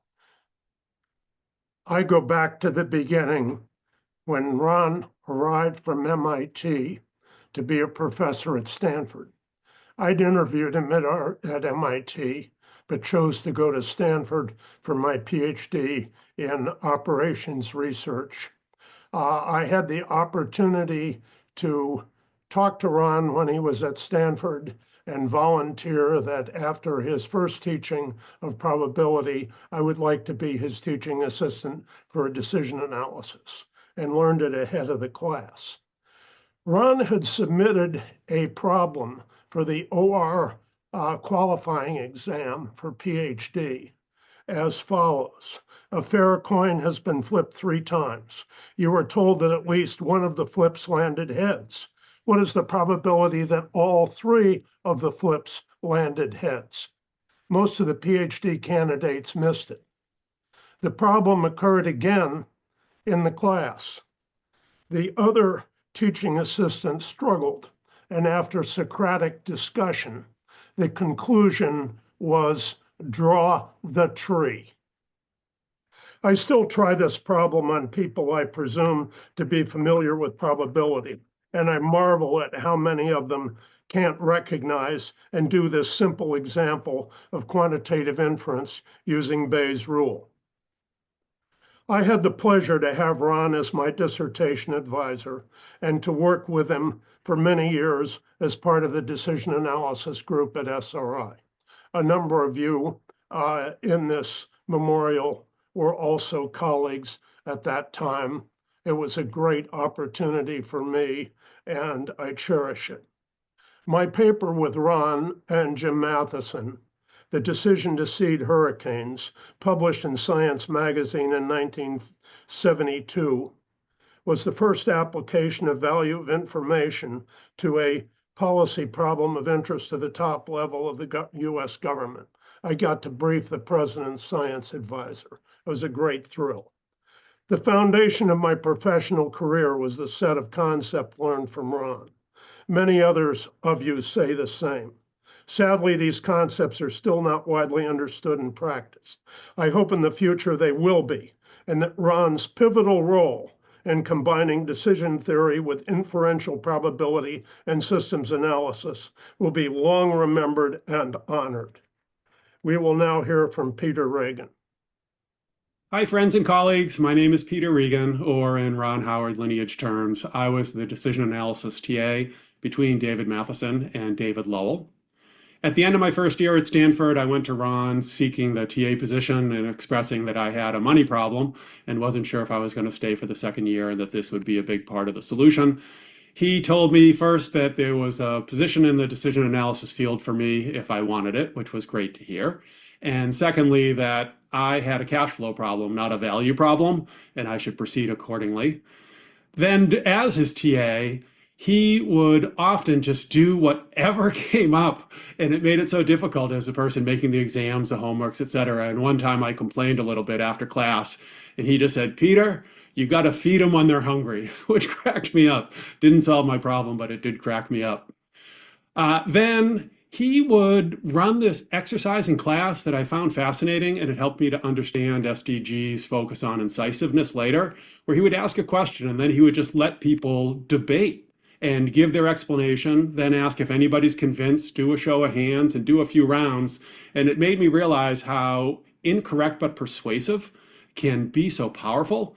And if you're correct, you also need to find a way to be persuasive. And he would do that without any concern about time. He would just go until there was one person left with the right answer, but everybody else believed something else. And then he would finally give that person their due. One day, I never expected this to happen in my engineering program, but he just went up on the board in voluntary social systems and wrote, "Peaceful, honest people have the right to be left alone." And he just turned around and said, "That's what we're going to talk about the entire term." At the end of being a teaching assistant, he was going on sabbatical. And one day I asked him if I could teach the course when he was gone. And he looked at me and he just thought about it. He said, "You know, the department's going to run a search and bring someone here for the year, etc." And I said, "But I know I can teach this course." And ultimately, he thought it through and ran it through the department, and I did. So that was terrific. He didn't fully trust, or the department didn't fully trust me, because he got David Matheson, as what I think of as my older brother, to teach the graduate version of the course, and I taught the undergrad version, and it set me off with a very, very strong interest in teaching that continues to this day. He also said one time that expertise is the ability to make useful distinctions, And that really stuck in my mind too, as I sought out what field and what problems I wanted to work on and how I could be an expert. And lastly, I'll share that on my first SDG project, it was a project with Leigh Thompson was the client, and Ron Howard and Leigh got along extremely well. And on the project, it was staffed by Ron, Jim Matheson, Mike Menke, and me. So I had a lot of analytical work that had to be done. And one night we were in Indianapolis and we were out at a restaurant that was one of the circular restaurants at the top of a building. And there was a plumbing problem in the static ceiling, and the cylinder was going around and it was leaking a ton of water. And then after a couple of minutes, as everybody's fleeing and panicking and dealing with all the issues there, we realized that it wasn't going to hit us at all soon. And Ron, Jim, Mike, they got together, they looked at it for a couple of minutes and realized, okay, we have 40 minutes, and just sat there placidly continuing a very engaging conversation with Leigh Thompson. And we just waited until it was a couple of tables away from us, and off we went into the night. So Ron, you taught me a ton. I had a lot of great experiences with you personally and professionally, and I'm happy to share them into a group that feels likewise. Thank you very much. And we now turn to Jerry Sauer. Hi, all. I'd like to take you back to the late 1970s and remember Ron's journey from public policy decision analysis to freedom and individual rights to the voluntary social systems course. Ties back with some of the recent remarks of the other speakers. Late 1977, Ron's gone crazy, we learned, over the decision quality of public policy. He was admitted to the Stanford Hospital. He'd worked on major energy, safety, and environmental issues. Ron read widely and thought deeply while recovering. There was a major debate in the 70s over utilitarian versus rights approaches to public policy. John Rawls, Robert Nozick, Murray Rothbard, Milton Friedman, Ronald Dworkin, diverse perspectives.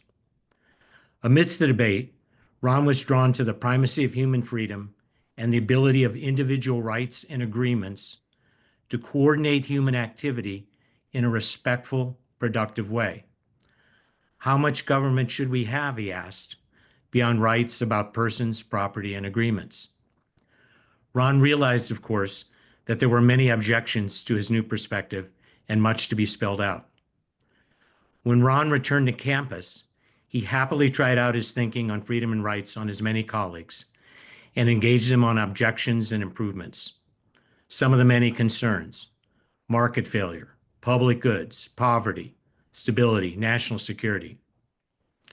Early 1979, Ron created the Voluntary Social Systems course as a way for students to explore how a freer society might work and better address current issues.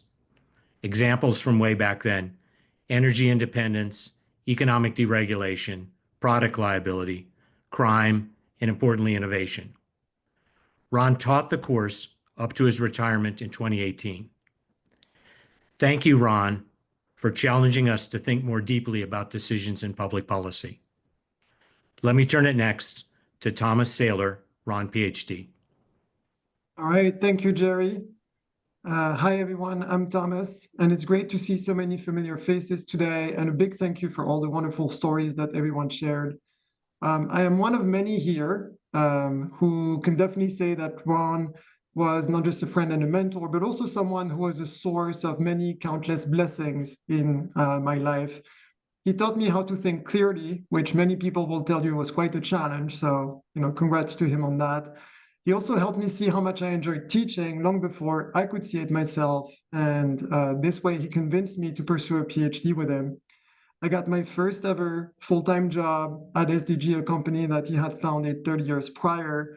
I met some of my very best friends and even my wife in the religious seminar that he taught at Stanford long before these types of things became frowned upon, I think. So talk about having a profound impact on someone's life. But the memories of Ron that I treasure the most, I think, are the ones of him lighting up when something or someone would really spark his curiosity. It could be a new tech gadget, a new tool, as John said earlier. It could be a book, could be an idea, or even a simple joke. But when that happened, his face would just light up like a kid's face at Christmas. The curiosity that he experienced was raw, pure, and innocent, and there was something very touching about seeing someone as wise and successful experience something just like that. So the thought I wanted to leave everyone with today is this, that I would really love for all of us to experience that same type of excitement and curiosity at least once a day. That means that you're still alive and you're still having fun. So with that, I'm going to pass the baton to William Leaf Herman, who I understand became a convert after his PhD. Thank you, Thomas. I first met Ron in 1993 when I took his professional decision and analysis course as a new consultant at Strategic Decisions Group. And that course was a watershed moment in my life. It gave me a deeper understanding of the power of conscious choice and greater clarity on the relationship and difference between decisions and outcomes. The following year, I was honored to be invited back as one of Ron's teaching assistants.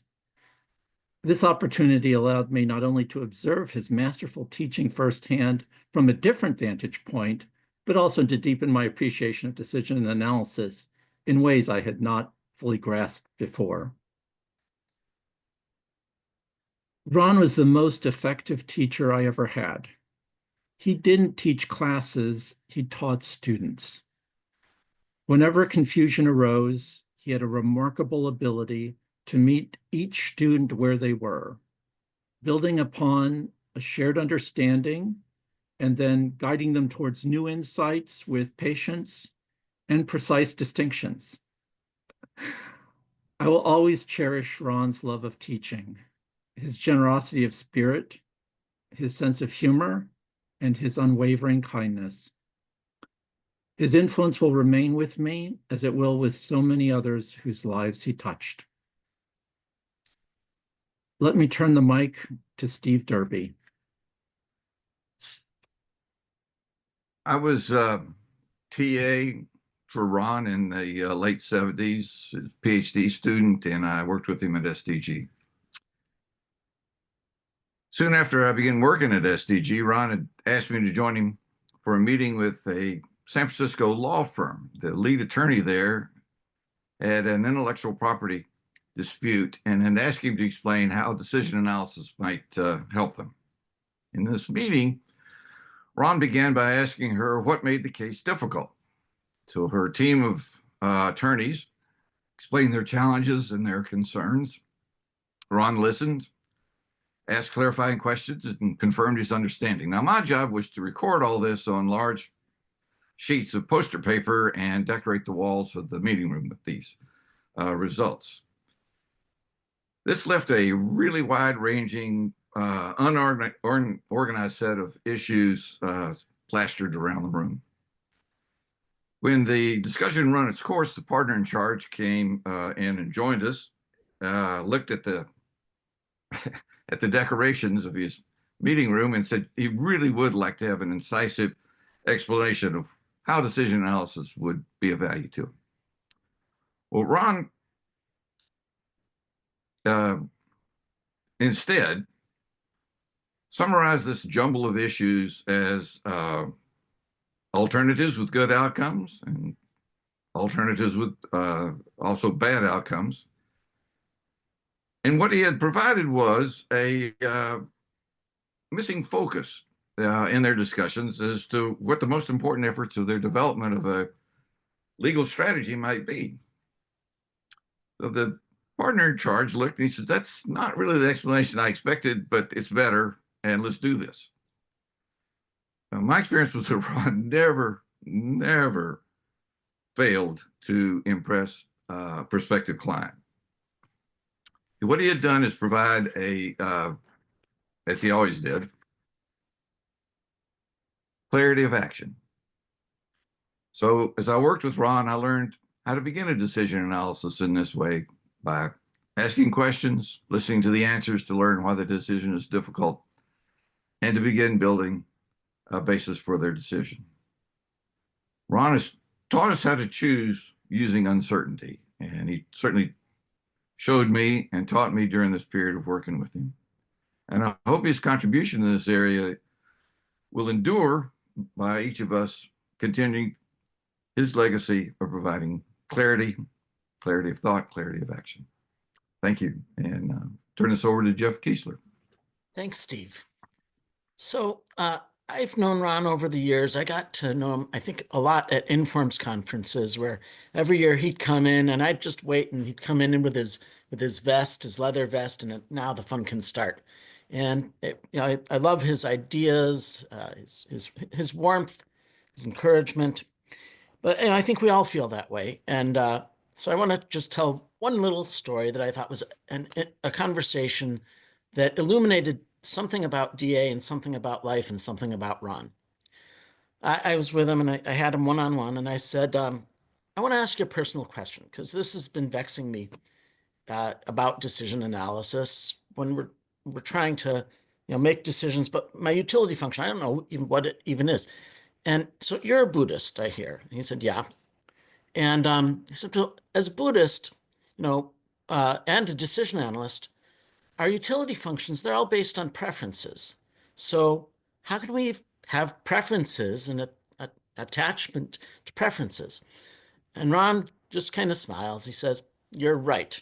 I don't attach to the preferences. And we have utility functions. They're a tool. And he says, and there's another thing. Even our probabilities, our beliefs, we can't know what happened in the universe. Through all history, we can't know what's going to happen. These are just, things we say. And so even that, I don't expect anything to happen. It's just that we have to act, and so we use these things. So I don't really believe in these, exactly in the preferences and the probabilities. But if somebody else, if somebody has a problem and they have preferences and beliefs, I can help them find the way to action. So I learned an awful lot about both decision analysis and kind of about life and about Ron from his humility in looking at things that way. Makes the tools more useful. And that he had that conversation with me and without reservation. I may have not gotten it quite right, but I thought it was an important thing to share. So thank you, Ron. I'm so glad we had you. And I'm going to turn it over now to Eric Horvitz, MD, PhD, and now Chief Scientific Officer at Microsoft. Well, thank you. And let me just say that my most honorific title is one of Ron's PhD students. So thanks for organizing this wonderful celebration of Ron Howard. It's a great honor to share some thoughts. Ron was my dissertation advisor, a colleague, a friend. He also was someone who became a member of my extended family via the marriage of Robert and my wife's sister, Anna Maria, two wonderful souls who I helped to bring together. Ron co-founded and profoundly shaped not only the science and the profession of decision analysis, but his intellectual work, his contributions have also been important in the evolution of modern artificial intelligence research, which are now taking the world by storm. Ron's unwavering conviction that probability wasn't just an artifact, as he said in a quote, but should be a bedrock of reasoning, what he called an all-encompassing basic way of thinking about life, inspired my own perspective on AI, and more generally became central in what you might refer to as the probabilistic revolution in artificial intelligence. So that perspective and the guidance provided clarity for a field that was, when I and David Herkiman, my close colleague, were getting involved in the field was clouded by competing and confused methods at the time. In another area, Ron's work on Markov decision processes, which you heard about so wonderfully earlier in the day, with this notion of policy iteration, became a pretty centrally important in robotics and modern reinforcement learning, which is kind of, you can use an extension of that work. That reinforcement learning work is now a core method behind some of today's most celebrated AI advances, including what we're hearing about just last week with what's called inference time scaling. So in some ways, to Ron, what I found was these formal decision-making approaches were never merely academic exercises. you can see he would go from the academics to books and so on. They're all also about living life well, guiding action over a sequence of uncertain decisions, and appreciating how each choice shapes the next, and so on, in series and sequences. Ron's collaboration with Jim Matheson on influence diagrams was also an important innovation in representation, not just for decision analysis, but for AI. The work set the stage for Bayesian networks and the broader family of probabilistic graphical models, which became a very important area in artificial intelligence research. And I'll just mention on another area, Ron's reflections and writings on life and death decision-making, underscored a core sense that we can and should employ probability and maximum expected utility to do our very best, even in the face of very difficult, sensitive choices and life and death decision challenges. And that legacy continues to guide AI research these days as we grapple with high-stakes decision contexts and societal implications arising from the use of AI methods and various kinds of automation and recommendation systems across domains. And then on a more personal note, I found that Ron was just such an incredible advisor for doctoral students and probably for undergrads as well, given anybody exposed to him. He was always quite open-minded and encouraging, even though he might have come across as hardened in his ways when you first hear him talking, for example, about particular approaches to decision-making and probability. And I recall coming to a dissertation meeting with Ron with trepidation about where I was going to discuss the challenges of limited computational resources in AI systems, the difficulty of doing Bayesian inference in real time, and the need to sort of forego being so precise and jumping to a higher level, a sense to control approximation methods that might be normative in themselves, but would have to consider various approximations of probability. And I was ready to hear his criticism. I found Ron to be immediately supportive. He viewed the work on such decision theoretic notions of bounded rationality as an interesting direction, and that I should just go for it. And I never felt more supported than when I heard a rumor that a colleague told me who had been at an Informs panel that Ron had just shared his own reflections about this research direction, where he called out my name and talked about this as an interesting area of research at reasoning guided by higher level principles of probability and utility, even when under bounded computational resources. And I'll mention one more quick story about Ron's energy and excitement that I thought would come through in every conversation.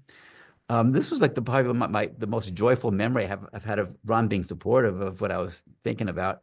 He was visibly brimming after he walked out of my dissertation proposal defense. It was 1988 or so, as he came out of the room, and he came over to me, and he was excited and he said to me, "Hey, Eric, I learned something new today that I had never thought about before." And he was truly thinking deeply about one of the chapters of my dissertation that I thought was a little bit out there.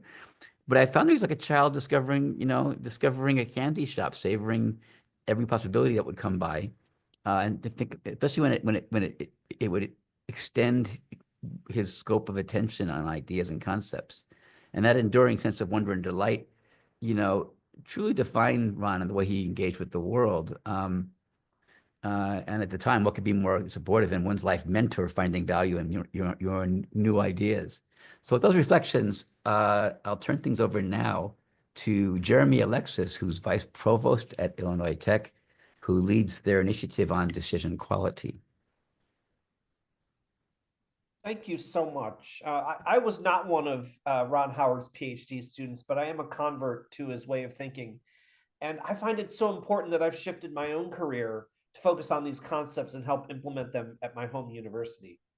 Ron's legacy will extend to the south side of Chicago, where the Illinois Institute of Technology is integrating decision quality and decision analysis into our core curriculum, our operations, and our strategic planning. Our university's mission is to serve as an opportunity engine, empowering first-generation college students for careers in STEM. And by making decision quality a core requirement at our university, we really want to ensure that our graduates are equipped for a successful future. And what's great about this is all undergraduate students will be learning from Ron's approach to clear thinking, ethical commitment, and lifelong learning beginning next fall semester. So we'll actually have thousands of people trained in it very shortly. I invite all of you to visit Illinois Tech and see how we're continuing his work and his legacy. And I really thank you for this moment to get to share what we're doing. Now I think we're going to hear another message from Roberto Leiboras, and he shall speak now. And while we put this up, the spreading of Ron's word in higher ed and throughout, I think is one of the big passions. Go ahead. I'm Roberto Leiboras, a former student of Ron's, 1990 to 94. I remember that at an first meeting, Ron participated in a panel session on decision analysis teaching. In that session, another panelist described how they were teaching DA at his university, including that they were teaching it as part of other courses. Ron then said to the panelist, "You are doing that because to you, decision analysis is a technique, while to me, it's a discipline and a philosophy." And yes, as valuable as decision analysis tools are, what transforms the life of people and organizations is adopting the powerful way of thinking of decision analysis. Ron always promoted that. Another pearl of wisdom of the many I heard from Ron came at the first session of the ES 231 decision analysis course at Stanford. After Ron explained the difference between a good outcome and a good decision, he told us, "If you understand this difference, that alone is worth the cost of the course." Well, even with the Stanford's tuition cost, Ron's declaration was an understatement for many of us. Comprehending that difference is the first step toward making good decisions. And making good decisions is what can allow us to be at ease even when facing high stakes and uncertainty. Thank you, Ron. And we'll turn to another comment from Ibrahim. And after that, we'll talk to Chris Spatzler. Hello, my name is Ibrahim Al-Mahjal, and I'm a student of Ron Howard. I did my master's and PhD with Professor Howard from 2004 to 2009. When I say I am a student of Professor Howard, I mean it in the present sense. He's one of the very unique people that leave an impact on everyone he engages with and goes far beyond the direct engagement, direct interaction. I've been a student of him on decision analysis, on the math of it, and the thinking and philosophy, but even in his courses on designing a free society, or voluntary social systems, or the ethical analysts, or even what's outside the classroom, like beyond rationality, the way Ron thinks, the way he engages with people around him, the way he really cares about clarity of thought and ensuring everyone has that, left long-term impression on me. I see it every time I engage with someone. If I'm mentoring someone, I'm sitting with someone, I hear Ron in my head when I give advice. And when people thank me, I thank him for all the support and gifts he gave us. They say the best way to thank someone like Ron is to pay it forward. So thank you, Professor Howard. Thank you for making me and many of my colleagues the people who we are today. Thank you for this continuous gift of clarity, of thought, of integrity. And may you rest in peace. Now we'll turn it to Chris Spatzler, who I am proud to say is my son and leading the Decision Education Foundation. I'm proud to be Carl's son, and it's an honor to be able to lead the Decision Education Foundation. And Ron was a DEF founder. He was a longtime board member, and he was a true friend. And something that I found remarkable, we've heard about all of the different roles that Ron has played, but over the last year, I had a chance to visit him, and he was in the role of patience. And what I found to be something that was extraordinary is that his frame appeared to be, how can I make life easier for those who are working with me? Now, my life has been shaped by Ron's philosophy, and at his retirement, that was distilled down to clarity, truth, and freedom. I'd like to take us back to that party at the faculty club, and it was 10 o'clock, and we were supposed to have left the building, and Ron finally got the microphone, and he proceeded to give a lecture on conditional probability. And among other things, he went so far as to share the personal anecdote of doctors at Stanford misunderstanding relevance of cigarette smoking to lung cancer. Then, whether or not we wanted it or we were ready for it, he took us through a full flipping of the tree. And so when we hear about Bayesian networks, Ron really meant it. And that's something that was driven home to me that night in a way that I hadn't probably realized until then, when Ron said conditional probability is what he wanted everybody to understand and learn. He really meant it. He meant it with fidelity. Everybody needs to understand how to make better decisions. And for him, this is where it needed to go. And DEF is true to that vision. Now, just prior to Ron having his health decline pretty suddenly, he participated in establishing at DEF an endowment in his name. And it was just in the moment of being launched when Ron went into the hospital at Stanford, and we didn't have much of a chance to take it much further at that point.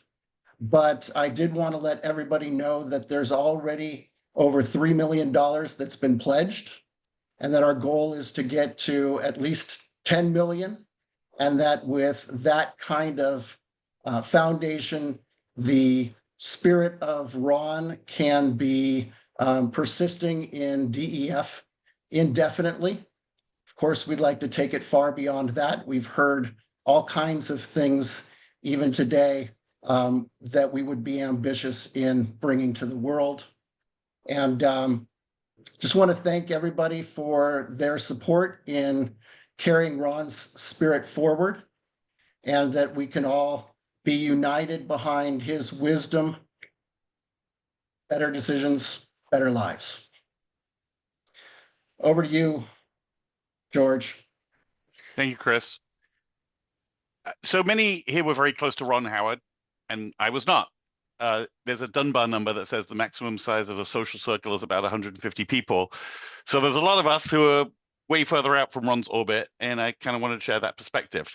So when I look up at the sky of my influences now, Ron is one of many distant stars I see at this point in my life, not a nearby blazing sun. But in this galaxy, Ron has turned out to be a North Star. So despite his distance and faintness, he's been absolutely foundational in guiding me and my loved ones and business partners through life. So early on in my life, I was taught by nuns, and by taught, I mean mostly hit. And the experience caused me to mistrust religion and to tie myself to the world of math, which seemed both more discursive and less percussive. But the problem with math is it doesn't really have a soul. And while it seemed like a source of truth, it wasn't particularly warm, wasn't particularly thoughtful, wasn't particularly applicable to broader life. And then I got to meet Ron. So I met Ron in the 2-week executive decision boot camp in 1992 to potentially join this weird company SDG that no one in my circle had heard about. Was absolutely not a cult, but it was in Northern California, absolutely not a cult, but had this special language, had artifacts like a spinning orange-blue wheel, not a cult, absolutely not a cult. And so I met the not a cult leader, Ron Howard.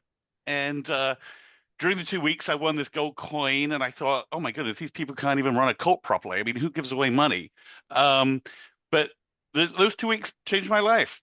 And the main thing that kind of struck me was Ron's sort of relentless push for the truth with a capital T, and seeing kind of all this intellectual rigor being applied on things to get at the heart of matter, which just kind of blew me away. and still does. And you know, some of his aphorisms have still stuck me. I was just talking to an Austrian medical AI company last week, and I was like, look, if this information doesn't change a decision, it's, you know, then the information has zero value. And then that led to a whole set of conversations. So it's just been fantastic.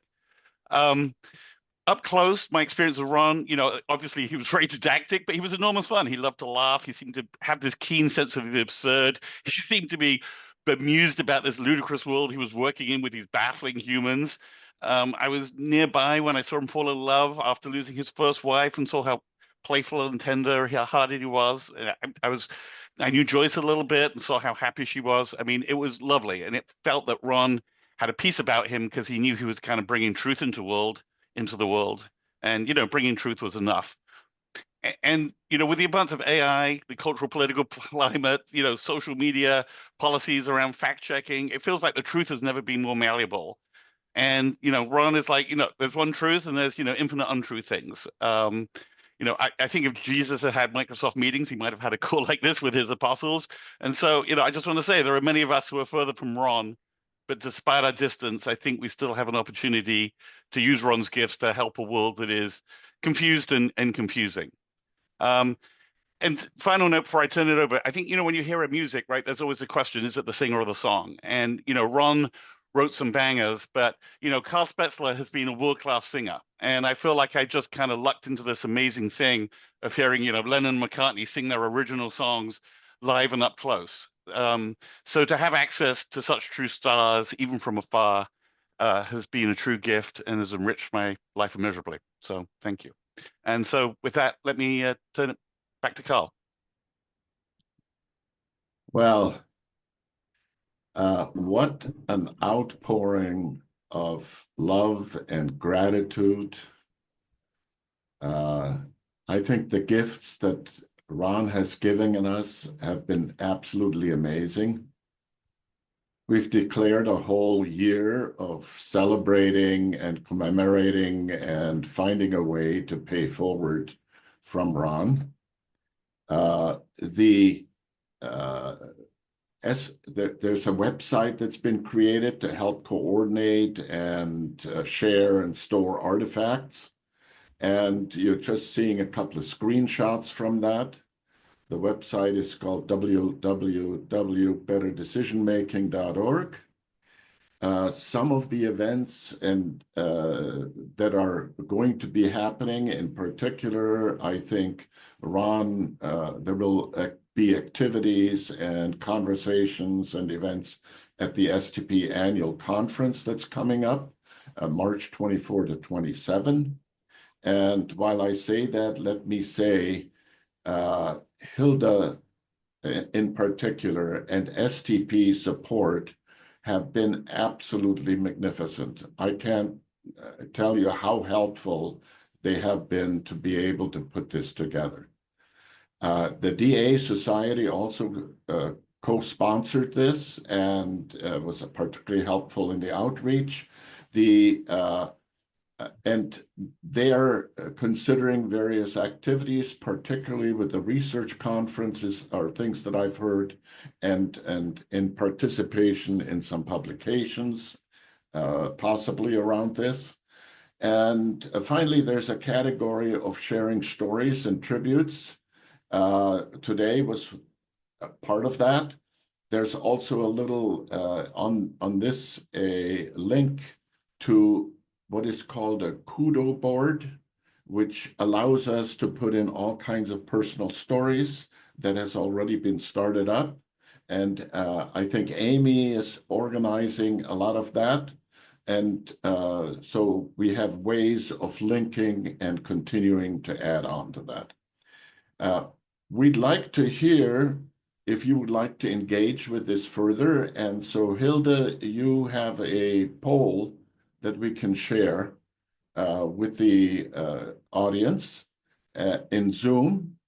And on this poll, we're asking, what additional engagement would you like?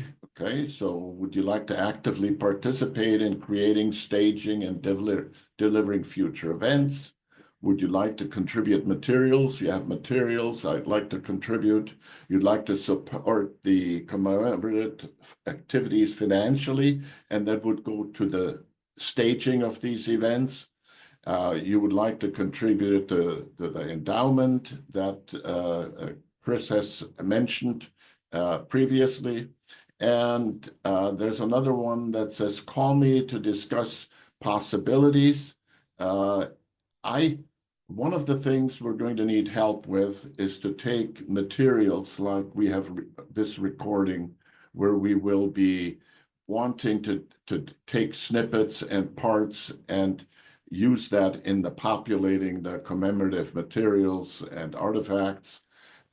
We also, I would like help in editing and chapters, and this where Ali Abbas is likely to be leading a next generation of the Blue Book with Jim Matheson, and I will support that as well. So there are lots of things from what I heard with Jerry Sauer and Dale Nesbitt. Maybe we can have a special group on the voluntary systems, okay, voluntary social systems. In the website that has been created, there's kind of a clarity, truth, and freedom. We can populate these, and that has been started already. Okay, so take a look there and see what you can find. And we'll leave the poll open for a couple of minutes. I would like to thank everyone for coming. And Ron, if you're listening, you know, we feel your spirit. We take your ideal of living a life without regret really to heart, you know, and I think many of us will continue to work hard on spreading the word, the way you tried to teach us and the way we learned. Thank you.